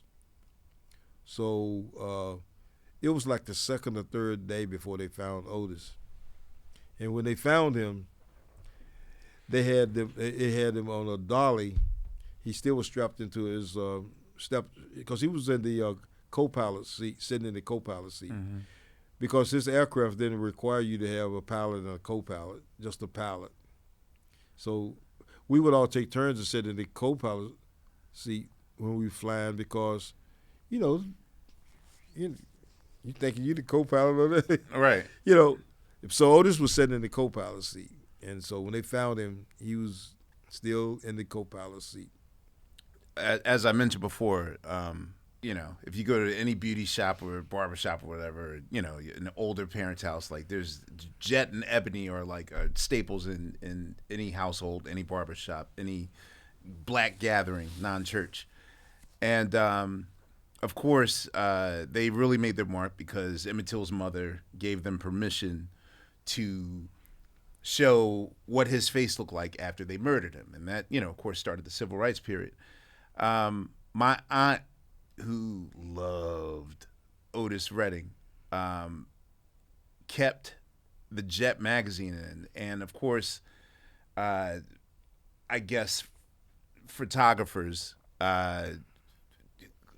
were on the scene. Mm-hmm. And they showed his body. And I guess because it was December and the water was freezing. Yeah. He was froze. Yeah, he was frozen, but it was like the look on his face was almost like it was frozen in time of like I remember that photo first and then going through my father's records to learn about Otis Redding. Again, I grew up in 3,000 album household. So when I guess my father purchased Too Hot to Stop, then my mom explained to me that this is the new version of the band from Aunt Barbara's. Like, she had to explain to me sort of backwards the story of the Barkays and all those things. Are you know all about that? Yeah, man. Wow. I'm you. I was just 5 at the time. Yes, at 5, 6, 7, I probably had the knowledge of a 20-year-old. Mm-hmm. Like, that's just who my family was. Okay, so, of course today, trauma experiences are nothing new for black creatives especially. Like, music is usually our therapy, our cathartic release. But how did you allow yourself to mentally deal with that sort of trauma or that loss? Like, everything happened so fast, and that thing didn't really hit me the way it hit Ben. It hit me one way. It hit him a whole nother way. How did it hit you? I was just numb the whole time about it. And what happened is, before all of the films, mm-hmm. Jim Stewart and Al Bell called me to Stax and said, James, I know this is a difficult time, but they said these words. They said, we want to know if you want to continue. And I didn't even think about it. I said, yes. Ben Cawley didn't want to do anything. He said, James, you got it. I didn't. But did you ever get his version of what happened? Before the plane took off from Cleveland, Ohio, it didn't feel right because he said he told me and said, I don't know this to be true or not, but he said that the battery was low. The battery that controlled the plane was low, and they had to get a boost off or something like that. I can't imagine a plane getting a boost off, but I guess it runs by kind of like if your car breaks down and you do the okay. So he said from him something was not right from the beginning. So when the plane started having he woke up and the plane was having problems. Then the next thing he know, the plane was in a spiral. Then next thing by this time people were waking up because everybody was asleep. And the plane, when the plane impacted, when it hit the lake, the plane hit the lake and then it broke in half. So Ben Cawley happened to be the only person on the plane that couldn't swim. and he survived. Because I just only imagine just recollecting everything. Okay, everybody was asleep. Mm-hmm. You wake up, you still kind of like groggy. You don't know what's happening, but whatever's happening, it ain't right. Mm-hmm. Then the next thing you know, the plane is hitting. It's happened so fast, right? And it threw everybody out in the water. The people that, because probably some people didn't have the seatbelts on. So the weight of the seats, took them to the bottom. So Ben was able to dismantle his seatbelt and free himself. He may not even have a seatbelt on. He was just thrown out into the water. And from what I understand, there was a guy out in the lake. He wasn't, because in Madison, Wisconsin, it was cold. Is this also nighttime or daytime? Afternoon. Okay. So the guy in the boat, eyewitnesses, so he got over there with his boat, but Ben was the only person that he saw, because according to Ben, he had seen several people come up out of the lake, trying to say help, and he was already in shock, but he couldn't do anything anyway because he couldn't swim. But the next thing all he can remember is somebody pulled him and put him in the boat and covered him up because he was shaking and stuff. Got you. Because it's in subs. It was below freezing that day. Even start with the idea of, okay, let's rebuild a new band. Like, how long did you take off before you was like, okay, let's get to it? Okay, this happened in December of 1967. By April of 68, I had already reformed a new band. How did you find these guys? What I tried to do is I tried to find a guy like each and every guy that was in the group before. I found a white guy that played the organ and lineup, the same instrumentation, a trumpet and a tenor, right, in a rhythm section. So of course there's one main jarring difference between this band and the previous band, which is, I feel, one of the most unsung frontmen in all of soul music. First of all, how did you nab Larry Dodson away from the Temprees? A group that themselves were established, and I believe Stax. They weren't established then. They were trying to come into their own. Okay. And what happened was they were playing at a nightclub. And so by this point, I just came with the idea. I said, it's time for us to do something a little different rather than being a totally, instrumental group. Mm-hmm. So I went to this club one night. Somebody had told me about this group called the Temprees, and I went and heard them. And to be quite honest with you, I said, they all right. They all right. Okay. But this guy, Larry, I said, hey, man, I just came to check y'all out because we interested in, getting a vocalist in our group. Mm-hmm. He said, I'm down. I said, without even thinking about it? I said, wait. Hold up, dude. You're moving a little too fast. I said, first, because you probably didn't know this part. See, the Temprees was his group. Yeah. So I said, man, they was on their break. I said, well, we can meet, a day or two later and talk about this thing. He said, no, you can talk to me now. I said, dude, I'm trying to be respectful. I ain't trying to talk to you on your gig.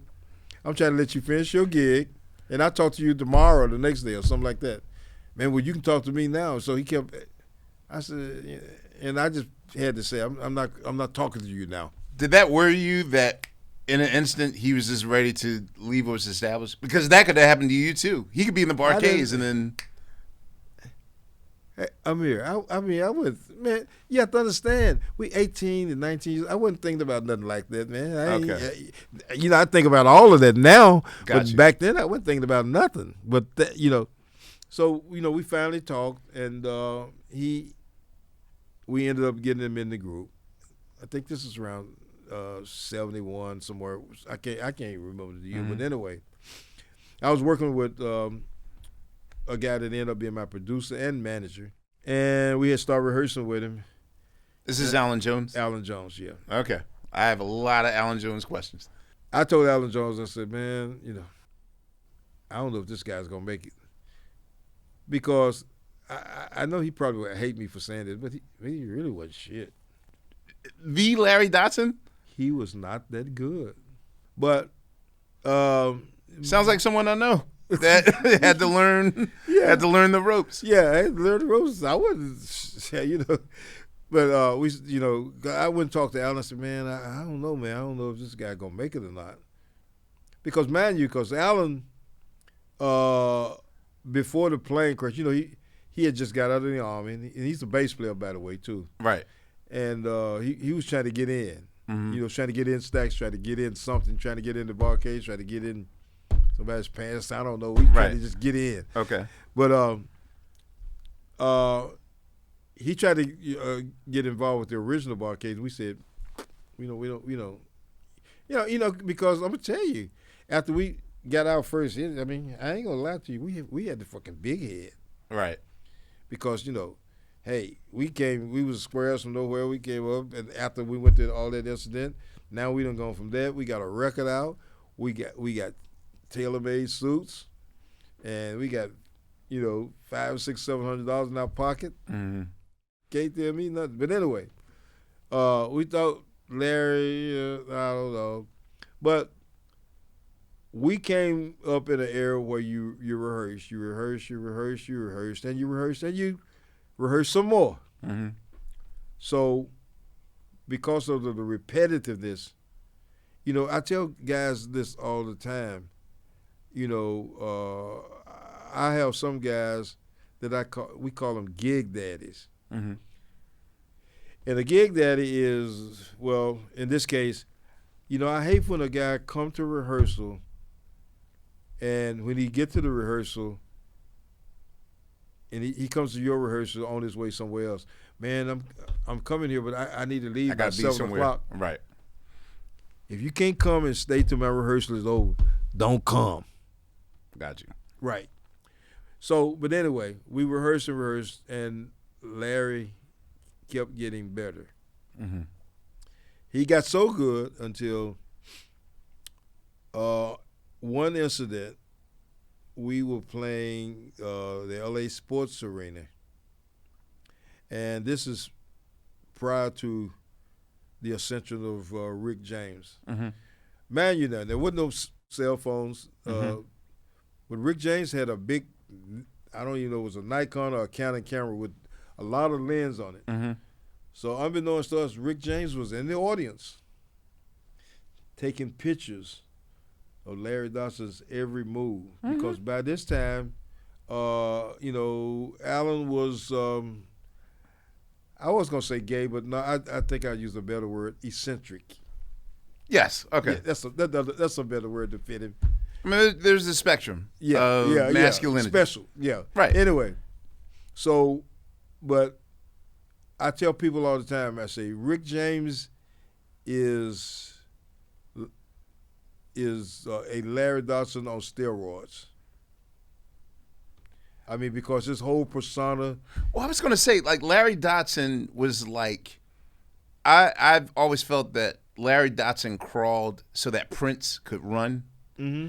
Larry Dodson just had a presence, a rock, a kind of, and the thing is that I know, at least for that, I know that before the 80s, there was kind of the spectrum that you could lie in between was, like, your softness was your falsetto. Right. Smokey, Ron Isley, mm-hmm. soft voice. Or you're a growling preacher, Teddy Pendergrass or Marvin Jr. of the Dells, like your dad yelling at you. Yeah, it is right. Yes, exactly. But I always felt that Larry Dodson had, if Hendrix sang, I felt like that would be Larry Dodson. But even then, let's take Don't Stop Dancing to the Music. Mm-hmm. That's a very unusual song. I've never heard crash cymbals and ride cymbals used that much. We had 2 drummers on there. Okay, that explains it. I was about to say, it sounds like a herd of elephants. How you guys went from your gut bucket Memphis discipline sound, and the second that you start releasing like your records, like anything before Cold Blooded, there was an aggressive rock feel to it. Like, what was just the modus operandi in terms of how we should sound? We tried to break out of the pack, and I don't know even what pack that was, because God rest his soul, me and Maurice White have had just countless hours of conversations about. I miss that guy so much, because it was kind of like we had a lot of one band leader to the other conversations. Your directions are very similar. Mm-hmm. Both from Memphis, both had original bands, both lost the original bands, and both had to rebuild the band. Basically, go into the define the 70s. Are you, age-wise, were you slightly older than the cats that you hired? The new guys? Yes.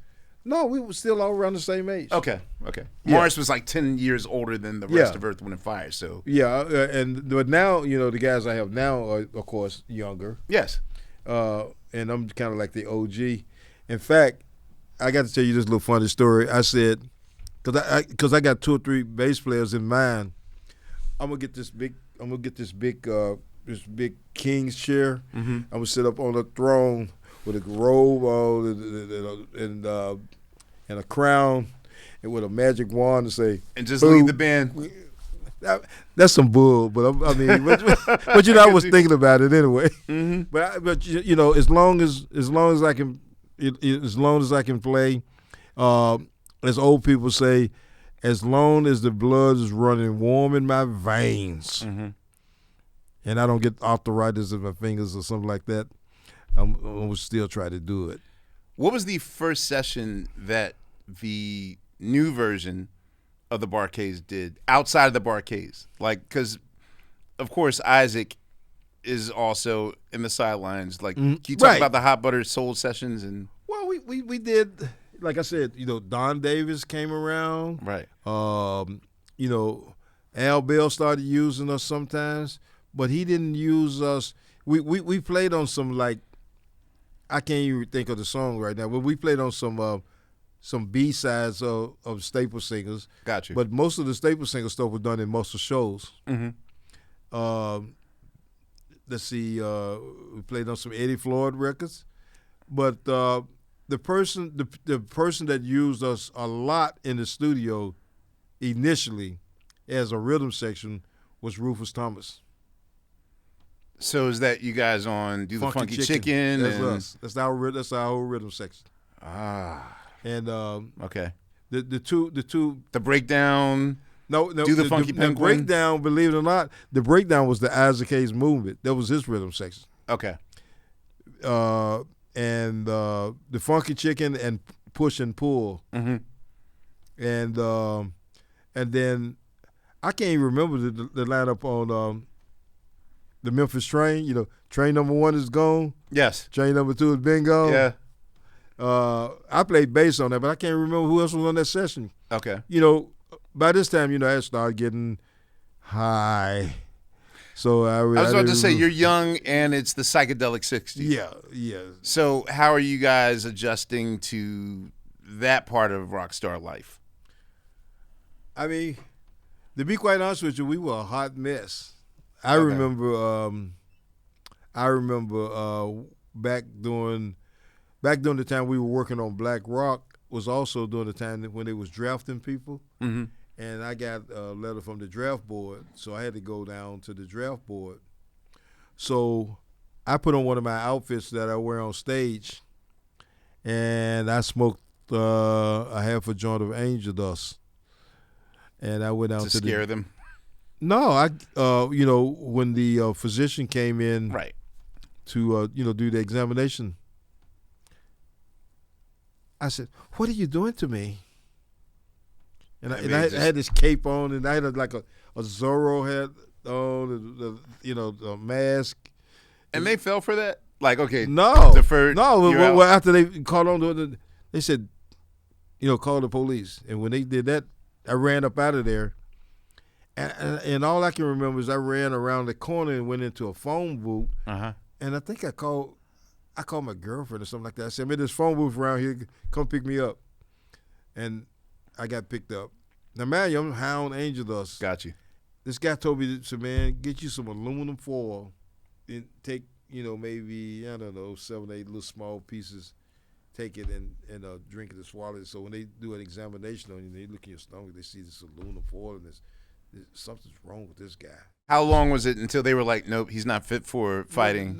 They didn't even call back no more. They didn't even call me no more. So Verdine White told me a story that he starved himself until he was 96 pounds. They were trying to draft him into the Army, and he took 3 weeks to starve himself to like 96 pounds, and they were like, he's not going to live. It didn't take that much. Okay. Yeah, I have a Little Richard story, too, but you probably don't want to hear that. Give me all the stories. When I was 14 now, the manual just learned how to play bass a little bit. Mm-hmm. So Little Richard is in Nashville at a club called the New Era Club. At this time, Jimi Hendrix is playing guitar. Mm-hmm. Billy Cox is playing bass. So they quit and moved to London. Mm-hmm. So Little Richard got this, this residency gig at this club in Nashville. So he finds out about this little young bass player down in Memphis, and he says, we want to try him out. So now I go and ask my dad, I said, Dad, I got an opportunity to play with Little Richard. Would you please drive me to Nashville? And guess what my dad said? Hell no. I said, Dad, why? I said, this is the golden opportunity. And he said, no. I said, why, Dad? He said, because you're a sissy. Not gay, not eccentric or nothing like that. Older people. I know. Then I said, Dad, please. So I finally convinced him. So my dad had a 44 Magnum. Have you ever seen one of those? I have uncles. The wide gun? I do. Long barrel. I do. He loaded it up, put it under the front seat of his car, and drove me to Nashville, to this club. So Nashville is about a 3-hour drive from Nashville to Memphis. Memphis to Nashville is about a 3-hour drive. Back then, it took about 4.5 hours because it was not expressway all the way. Got you. So he drove me to the club and walked me to the door.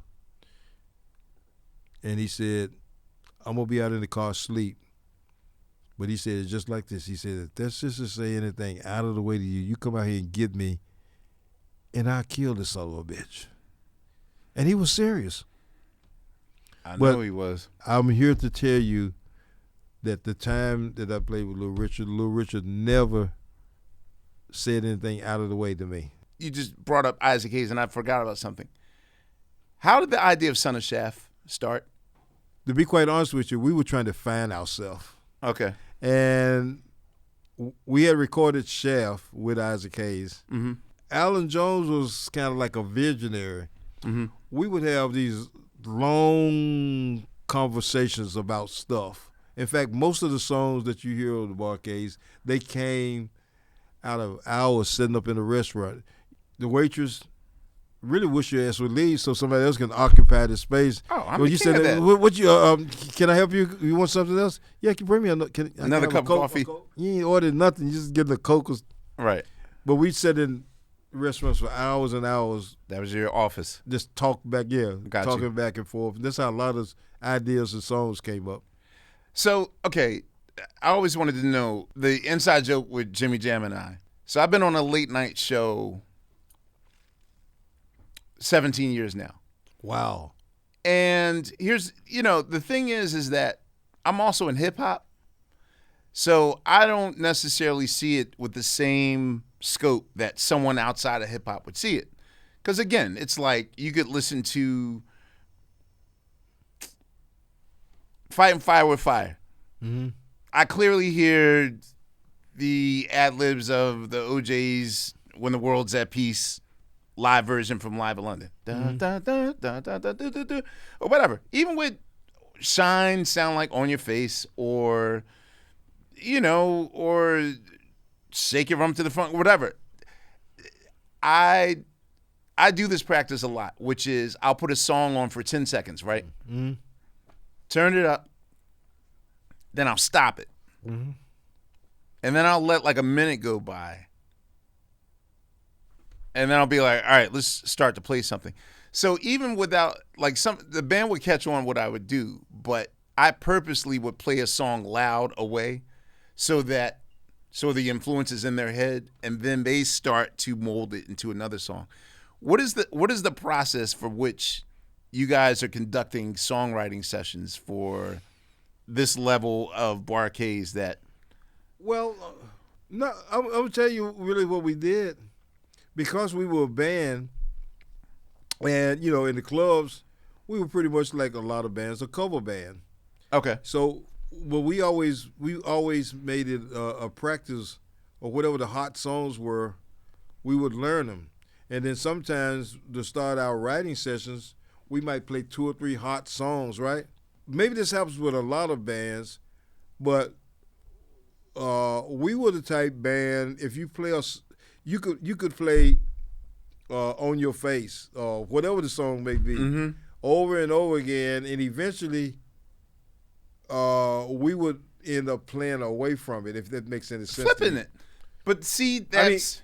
I mean flipping it, but see, the flipping that you're talking about and the flipping that I'm talking about is 2 different things. My flipping is because of the, and I don't mean this, I don't mm-hmm. negatively or anything, but when we play stuff so repetitive over and over and over again, it starts sounding, it takes on the life of us, if that makes any sense. Got you. I could be playing the same bass line that Verdine plays, and it's going to sound different from the way Verdine plays it, because I'm different from Verdine.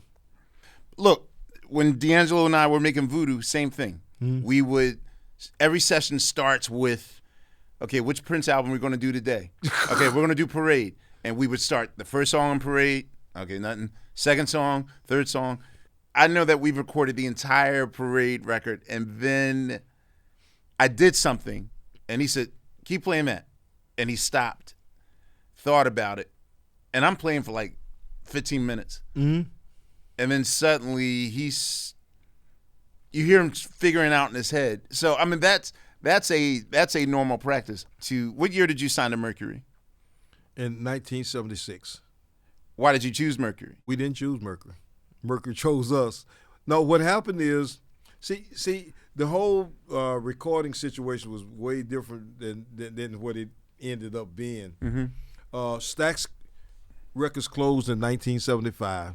How did Al Bell wind up being the default leader of Stax? Like, what was his role in Stax? Jim Stewart moved Al Bell to Memphis from Washington, D.C. Al Bell was a DJ in Washington, D.C. Okay. And he had one artist. He had Eddie Floyd. Eddie Floyd moved to Memphis with Al Bell. Okay. But he had another artist. He had a song called The Good Thing Man. Okay. So Frank Lucas was the Good Thing Man. Yeah, okay. The Good Thing Man. So Al Bell, when he moved to Memphis, Jim Stewart knew he needed, because he was dealing with predominantly black music. Mm-hmm. He needed somebody black to go in to communicate and smooth things out. And so the weird part about the whole thing is when Al Bell moved to Memphis, I don't know what his salary was, but they only had one telephone.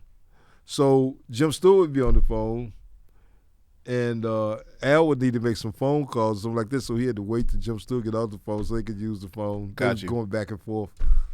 One phone line operation. Yeah, right. Got you. But Al Bell was just a unique guy. So he was, I mean, a lot of people don't know. I mean, when you get people like Berry Gordy, when Berry Gordy moved to California, mm-hmm.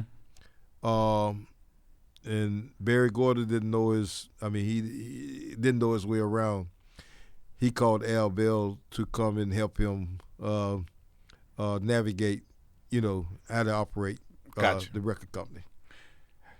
So, speaking of California, two of the films that I'm associated with are inspired by a movie that you're in. I'm talking about Dave Chappelle's Block Party and, of course, Summer of Soul. Can you walk me through the process of what the Wattstax concert was?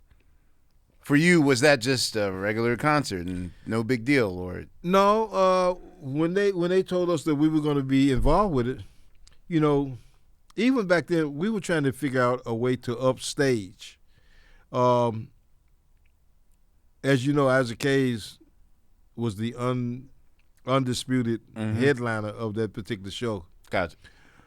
So we went to California and we went down and where they have all the costumes and all of that stuff like that. What we wanted to do in the Los Angeles Coliseum, we wanted to rent some horse and chariots and ride into the Los Angeles Coliseum, ride up to the stage. Because, we had on all white. Yeah. And some of us had capes on. And so the Los Angeles Coliseum, we're not going to let you miss our turf, miss our grass and stuff up. And then plus, Isaac Hayes, believe it or not, found out about it. And he said, hell no. To the no. Did he have a say? He was the headliner. Okay. Yes, he had to say. Yeah, he had to say. Now, mind you, it makes no difference whether we were the one that backed him on all his Isaac Hayes albums and all of that. That didn't make any difference. Because now he's the superstar, Isaac Hayes. Which me and him, we had a big falling out on one of his sessions, too. You did. But what it all amounted to, Isaac always liked to record at night, right? Mm-hmm. I'm a freaking sleepyhead. Okay. Night is the time to go to bed. But he always liked to start the session around 7 o'clock at night, right? Mm-hmm. So this one night, we at the session, we tuned up, we get around waiting on the maestro to appear. Mm-hmm. 8 o'clock comes by, still no Isaac. 9 o'clock, still no Isaac. 10 o'clock, still no Isaac. 11 o'clock, so I get up and I tell the people, I say, look, y'all, the hell with this. I'm out of here. I left. And they said, man, where you going? I said, man, Elf Isaac. And I left.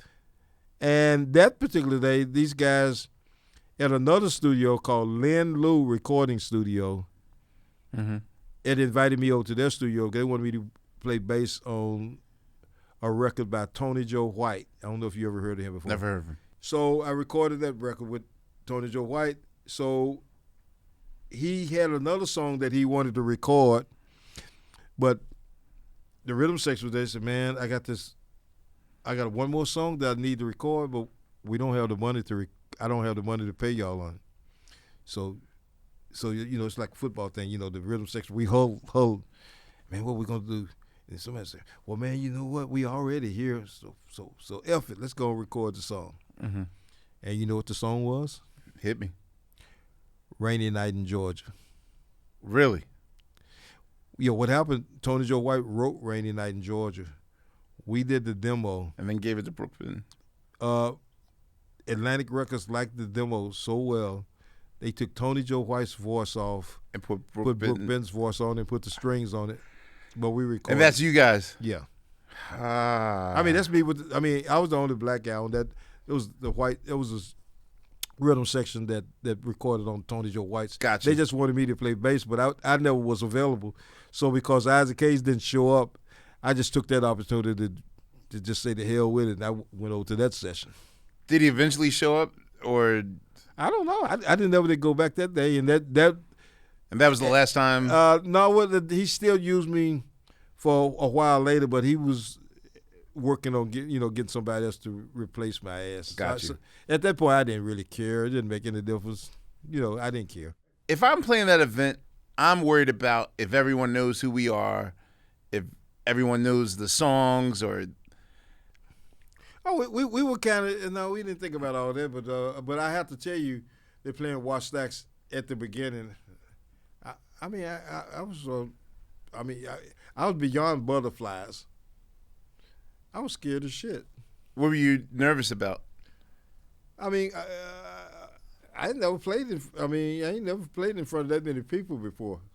I mean, it was 100,000 people in there. What was the feeling like seeing the final product on the screen, the movie? I thought it was one of the most clever things that had ever happened, and which incidentally, Concord Records, who their headquarters was in Beverly Hills. Got you. FYI, Concord has moved their headquarters from Beverly Hills to Nashville. So with Fantasy Records, yeah. Right. My boy, so one of my label people, Colin, worked there. Yeah. Like the lobby may be big as this room. The whole wall is a picture of the Barcades at Wattstax. So my attorney's in Nashville too. Okay. So he's cooking up something to use that to our advantage. Oh, got you. Because y'all must think something of us, even though it's of old, enough to put our picture up there. Let's do something. Or something. We'll see what happens. Yeah.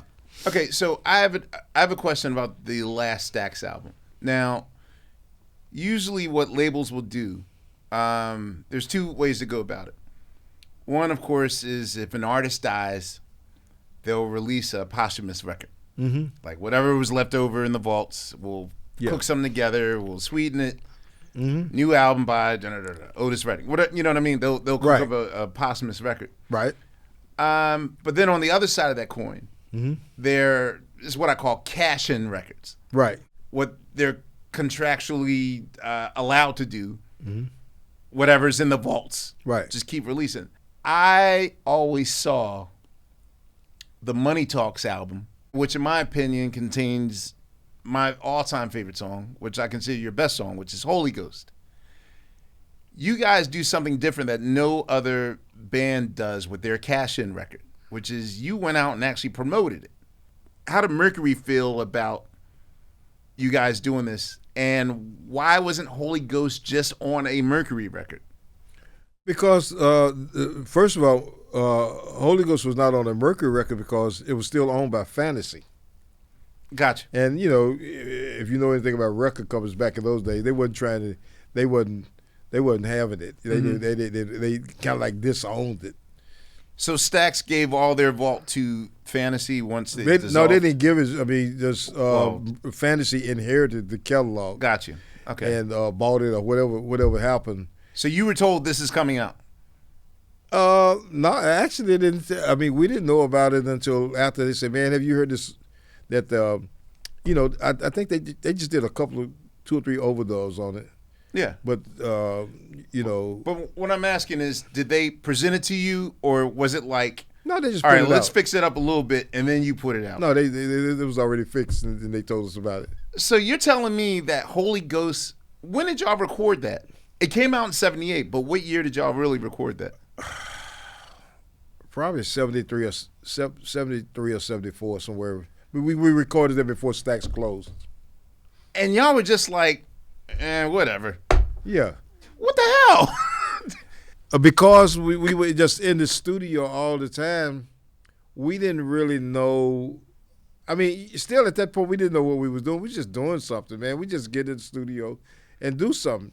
I mean, skipping around, you know, I talk to Marcus Miller all the time, and and he told me that, man, he said, me and Luther used to sit up and listen to Isaac Hayes records, like, you know, and he said the idea of Luther doing a cover song on every album came from Isaac Hayes, and every time I see him, I mean, man, we sit down and talk for hours and hours, man. In fact, we've done a couple of bass clinics together. Gotcha. That was officiated by Kirk Whalum. And a guy asked him, in which it really made me feel kind of good because we had a bass players workshop, and we had about 40 bass players there. The music stores donated some practice amps. Mm-hmm. We told the bass players they could bring their acts with them. Got you. And this one guy, young dude, he's playing a 6-string bass. I said, dude's playing a 6-string. I'm still trying to learn how to play 4 strings. And he playing. But anyway, he said, he asked Marcus Miller, he said, man, who were some of the people that you used to listen to when you was growing up? And he said, man, you know what? One of them was right here in the building. He said, who is that? He said, James Alexander. Man, I almost fell out the chair. Have you heard you play on Holy Ghost? Huh? Have you heard yourself play on Holy Ghost? I don't pay no attention to that stuff, man. I'll ask you again. Have you heard yourself play on Holy Ghost? Like, do you acknowledge that's your crown? Again, I know it's hard for people that are in it to take themselves out the situation to see what they've done if you're inside the storm. But I don't take myself serious, okay?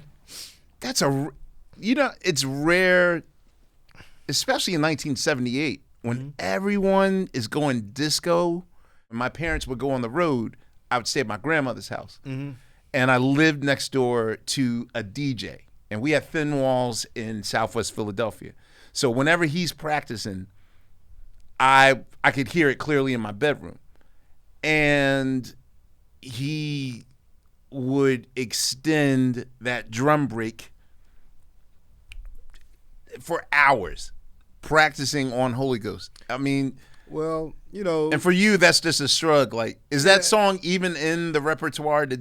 Oh, yo, it's a must play. Okay, I'm glad you at least acknowledged that. It's a must play song in the repertoire. In fact, I was somewhere and Jimmy Jam was there, and he said, man, and then I had this whole hour-and-a-half conversation with him about that song, because he said, man, when I was a DJ, and he went through that whole spiel and all of that.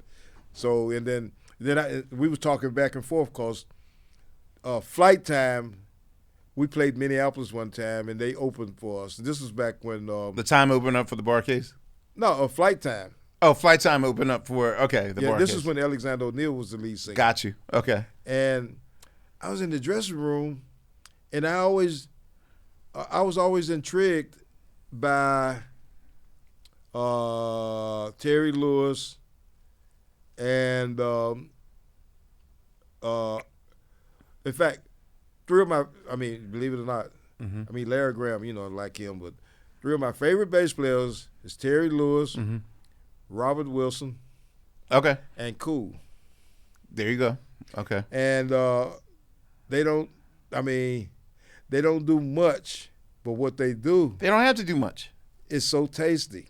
So, Robert Wilson, man, that dude, he's something, God rest his soul, he was something special. Speak of, I want to know what the touring circuit was like in the 70s. All right, you told me the cameo. You told me the cameo story. At this time when, P-Funk is using Afrofuturist motifs and spaceships and characters and freaky aliens and stuff like that, and Earth, Wind & Fire is using magic tricks and all those things. What are you guys thinking on the sidelines? I've not seen your a good representation of your live show in the mid 70s. I always wanted to know what your live show was like in the 70s. We had, we would have pyro, and and they didn't, back in those days they didn't have fog machines. Mm-hmm.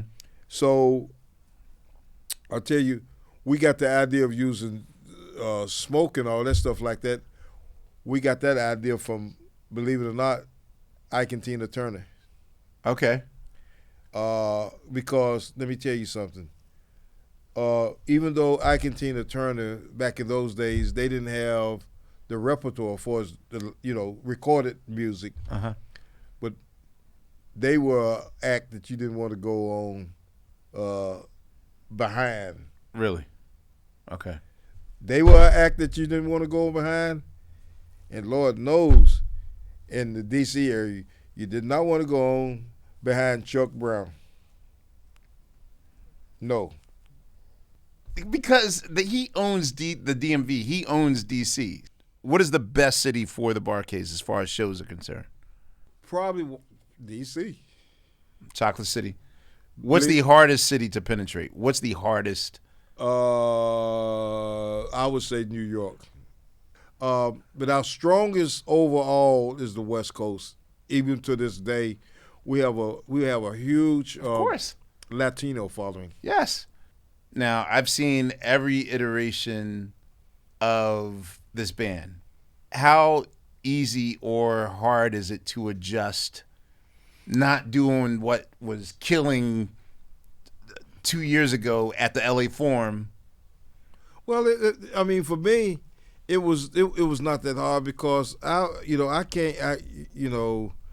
my thing has always been about let's try to do whatever works. I mean, so I learned a lot coming up in the beginning, being around jazz musicians. Gotcha. A pure jazz musician, the stuff that we ended up doing. I mean, you had these diehard jazz musicians saying, "Man, I wouldn't do that. I don't give a damn how much money you make." You know those musicians like that.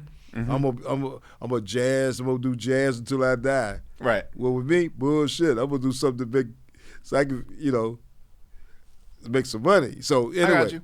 So it wasn't all of that hard. It wasn't all that hard to adjust. It's just because you have to understand that we, for instance, are you familiar with Otis Recording Studios? What studio? Otis. No, where's it's that in at? Memphis, Tennessee. Okay, not familiar. It's owned by John Fry. It's probably It's Otis Recording Studio probably is the most technical. Well, now technically advanced studio in town. In fact, now I stand to be corrected, but I think it ranks number 2 in the world behind Abbey Road. Got you. We hold the record for being at Otis Recording Studio the most.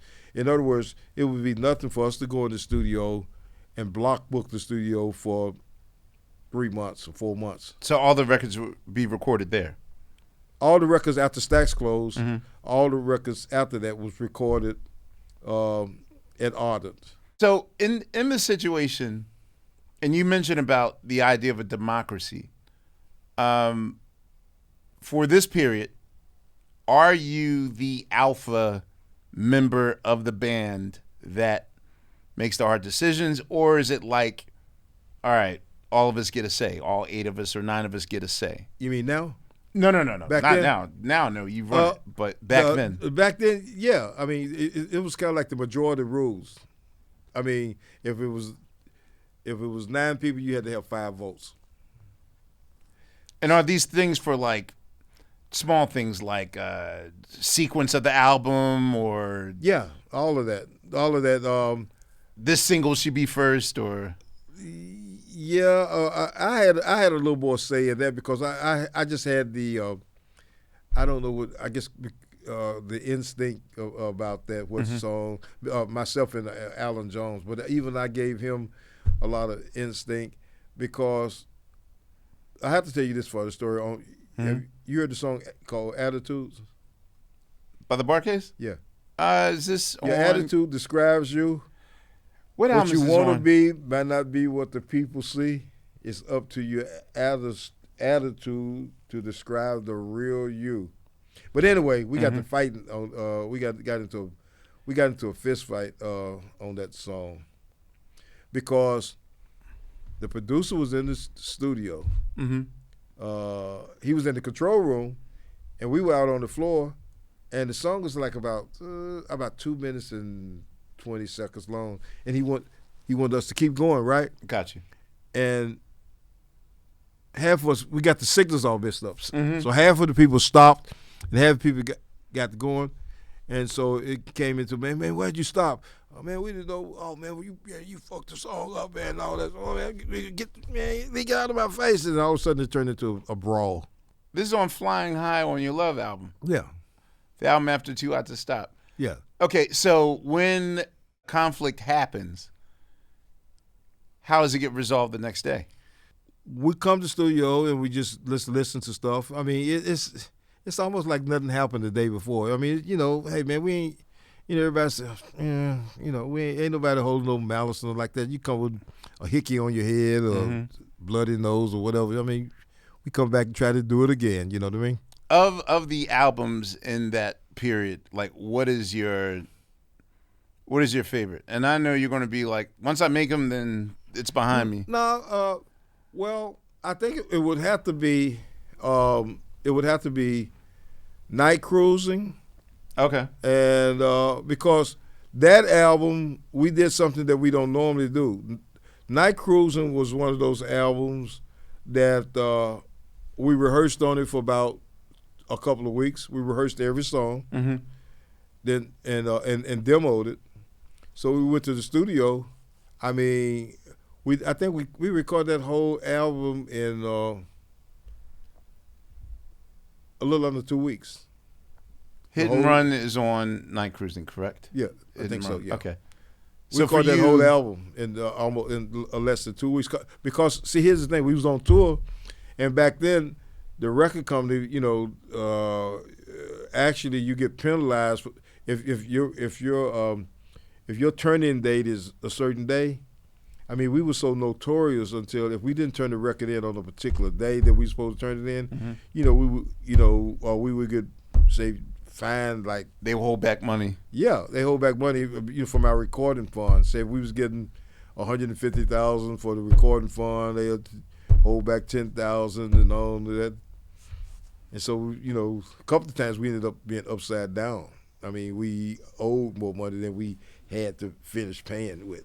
As I said earlier, the 80s proved to be kind of a hard time for some bands and some acts to hang on unless they went totally crossover. I mean, a lot of the black 70s funk acts, soul acts, adjusted. Pointer Sisters adjusted. Kool and the Gang adjusted. A lot of people went solo. That's what I want to know. Like, in the 70s, Michael went solo. Lionel Richie went solo. People are going solo. Was there any point where Larry felt like, I could do this on my own? Or, like, you guys stayed together, though. And that's the thing. Like, we stayed together over 40 years. What's the key to that? What's the? We just had a mutual respect for each other up until maybe when he retired several years ago in 2017, and then he decided to come back out as Larry Dodson. He wanted to come back out as the Bar-Kays featuring Larry Dodson with a whole new band. I was going to say, how does that work sometimes when members leave? That's ugly. It's ugly. On a probably the most clever version of it was when Dennis Edwards left the Temptations, and he technically wanted to be Dennis Edwards and the New Temptations, and of course, like many people, Shelley owns the name and all that stuff, and Otis. To me, this is almost like movie worthy. Have you been at least? Now, I know with your album history, you're like, oh, this song, that doesn't matter. Oh, it was a Tuesday. We made Holy Ghost and then forgot about it. How are you now with, as far as like your archives are concerned, or your just memories? Like, are you sentimental? Do you collect things? And how do you plan on telling the story of the Bar-Kays? Well, I'm in the process now of finishing my book.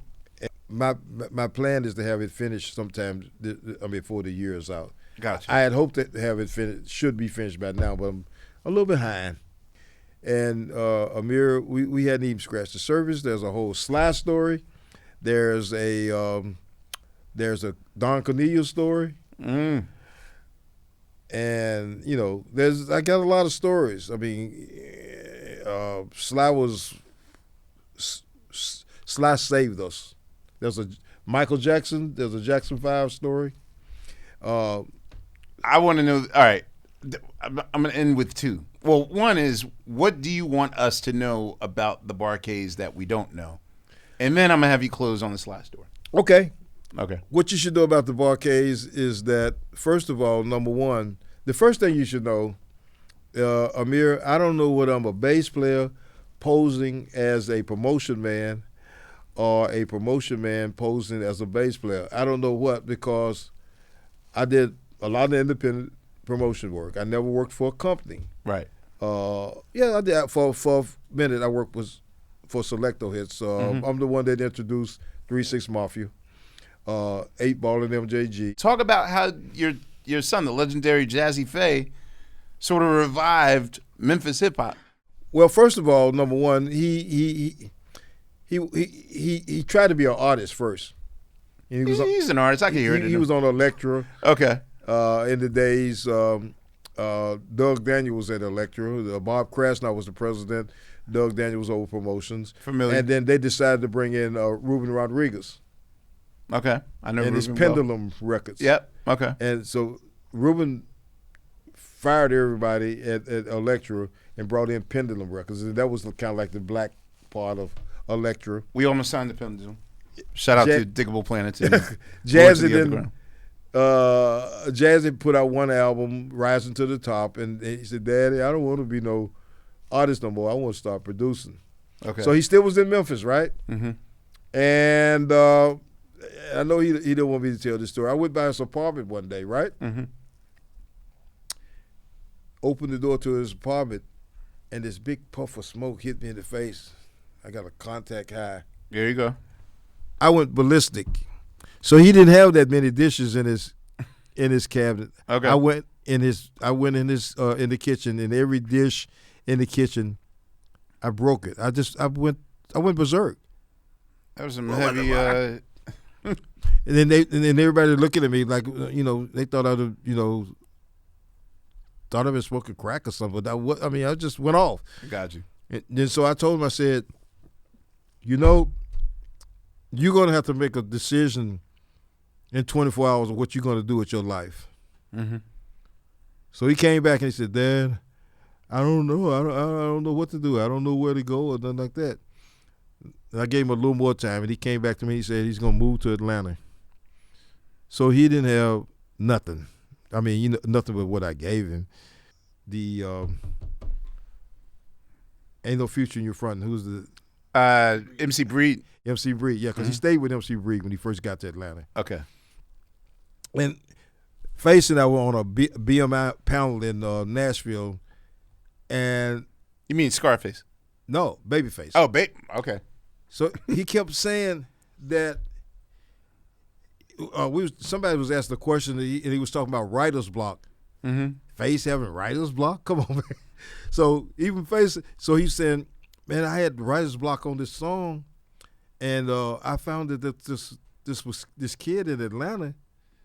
He said he called himself Jazzy Fay. He said he sent it in the track, and he sent it in a matter of hours. He sent the track back. It was a Tony Braxton song, but I don't know which one it was. Mm-hmm. That he kind of like finished it in like a couple of hours. Right. And he just thought he was amazing. He went on and on and on and on about him. So he started, he started doing his thing. I had a problem with it because I was in the studio. I was in Patchwork one day, and JD was in there, Sean Garrett, Jazz, all of them. Mm-hmm. They were smoking a little few blunts, and they passed it around to me, and I wouldn't partake in it. Got you. So I have a tendency for going off. I got up and I said, "You know what? I don't want your damn dope."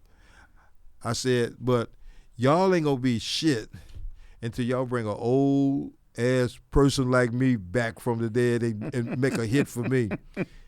And then I left. Okay. I left the studio. And so I guess Jazzy felt bad. So about 9 years ago, he called me and said, "Dad, I need you to come to the studio." And he wrote a song for us called Grown Folks. You don't need permission to do what grown folks do. You don't have to ask nobody, because guess what? Your ass is grown. There it is. Yo, I always wanted to have this conversation with you, and I thank you. Anytime. Thank you, brother. Now, even though I'm saying goodbye, this is the encore. Give me the Sly Stone story. Sly Stone was, we was opening the show for Sly Stone at the Cobo Arena in Detroit. What year? Oh, he just had Dance to the Music out. Oh, Jesus Christ. This is 68 era. Okay, good. And he had an endorsement with Fender. Okay. Fender gave him an endorsement. They had all Fender everything, Fender amps, guitars, everything. We were on our way to Detroit. We were the opening act. So whatever vehicle we were traveling in broke down. Mm-hmm. So if we got to the venue, we weren't going to have time to set our equipment up because the promoter goes, whatever time we took to set up, he's going to deduct that from our whatever time we supposed to perform. Right, you. So Sly's dad and Sly came out and said, man, don't y'all worry about taking y'all's equipment out. Man, let's use some of this shit up on stage. And he let us use all his equipment. We didn't have to set no equipment up. He saved us because otherwise we wouldn't have been able to do our set. And so, we became friends ever since. And I can't tell the Don Cornelius story, but when Don Cornelius moved from Chicago to L.A., mm-hmm. when he got his, because Soul Train was a local show. I know. He got picked up by Tribune and then it went national. Don called me and said, man, I know absolutely nobody in L.A. So I was in L.A. Mm-hmm. So I said, just meet me at the record plant. So on his first night in L.A., I introduced him to Sly Stone, Bobby Womack, and Billy Preston. So Don Cornelius said, man, for that, anytime you come to L.A., you can do Soul Train. So I don't know whether it's official or unofficial, but we may hold the record. You guys are third behind the Whispers. I can't tell you how I knew this, but I knew this. Yeah, you know too much. No. You're good. Yeah. So, This I know. We could do. We probably hold the record for doing Soul Train. 'Cause I bet you we do. We had to do Soul Train at least 10 or 15 times. You guys are third. The Whispers are first. OJ's are second. Right. You guys are third. Right. In terms of Soul Train appearances, yes. That is but we became friends. In fact, next week we leave to go on the Soul Train cruise. Soul Train cruise. Yeah. Brother Alexander, thank you very much. Thank you. This is the Questlove Show. That's all I gotta say. See y'all next week. The Questlove Show is hosted by me, Amir Questlove Thompson. The executive producers are Sean G., Brian Calhoun, and me. Produced by Brittany Benjamin and Jake Payne. Produced for iHeart by Noel Brown. Edited by Alex Conroy. iHeart video support by Mark Canton. Logos, graphics, and animation by Nick Paloe. Additional support by Lance Coleman. Special thanks to Kathy Wrong. Special thanks to Sugar Steve Mandel. Please subscribe, rate, review, and share the Questlove Show wherever you stream your podcast. Make sure you follow us on socials. That's at QLS. Check out hundreds and hundreds of QLS episodes, including the Questlove Supreme shows and our podcast archives. Questlove Show is a production of iHeartRadio.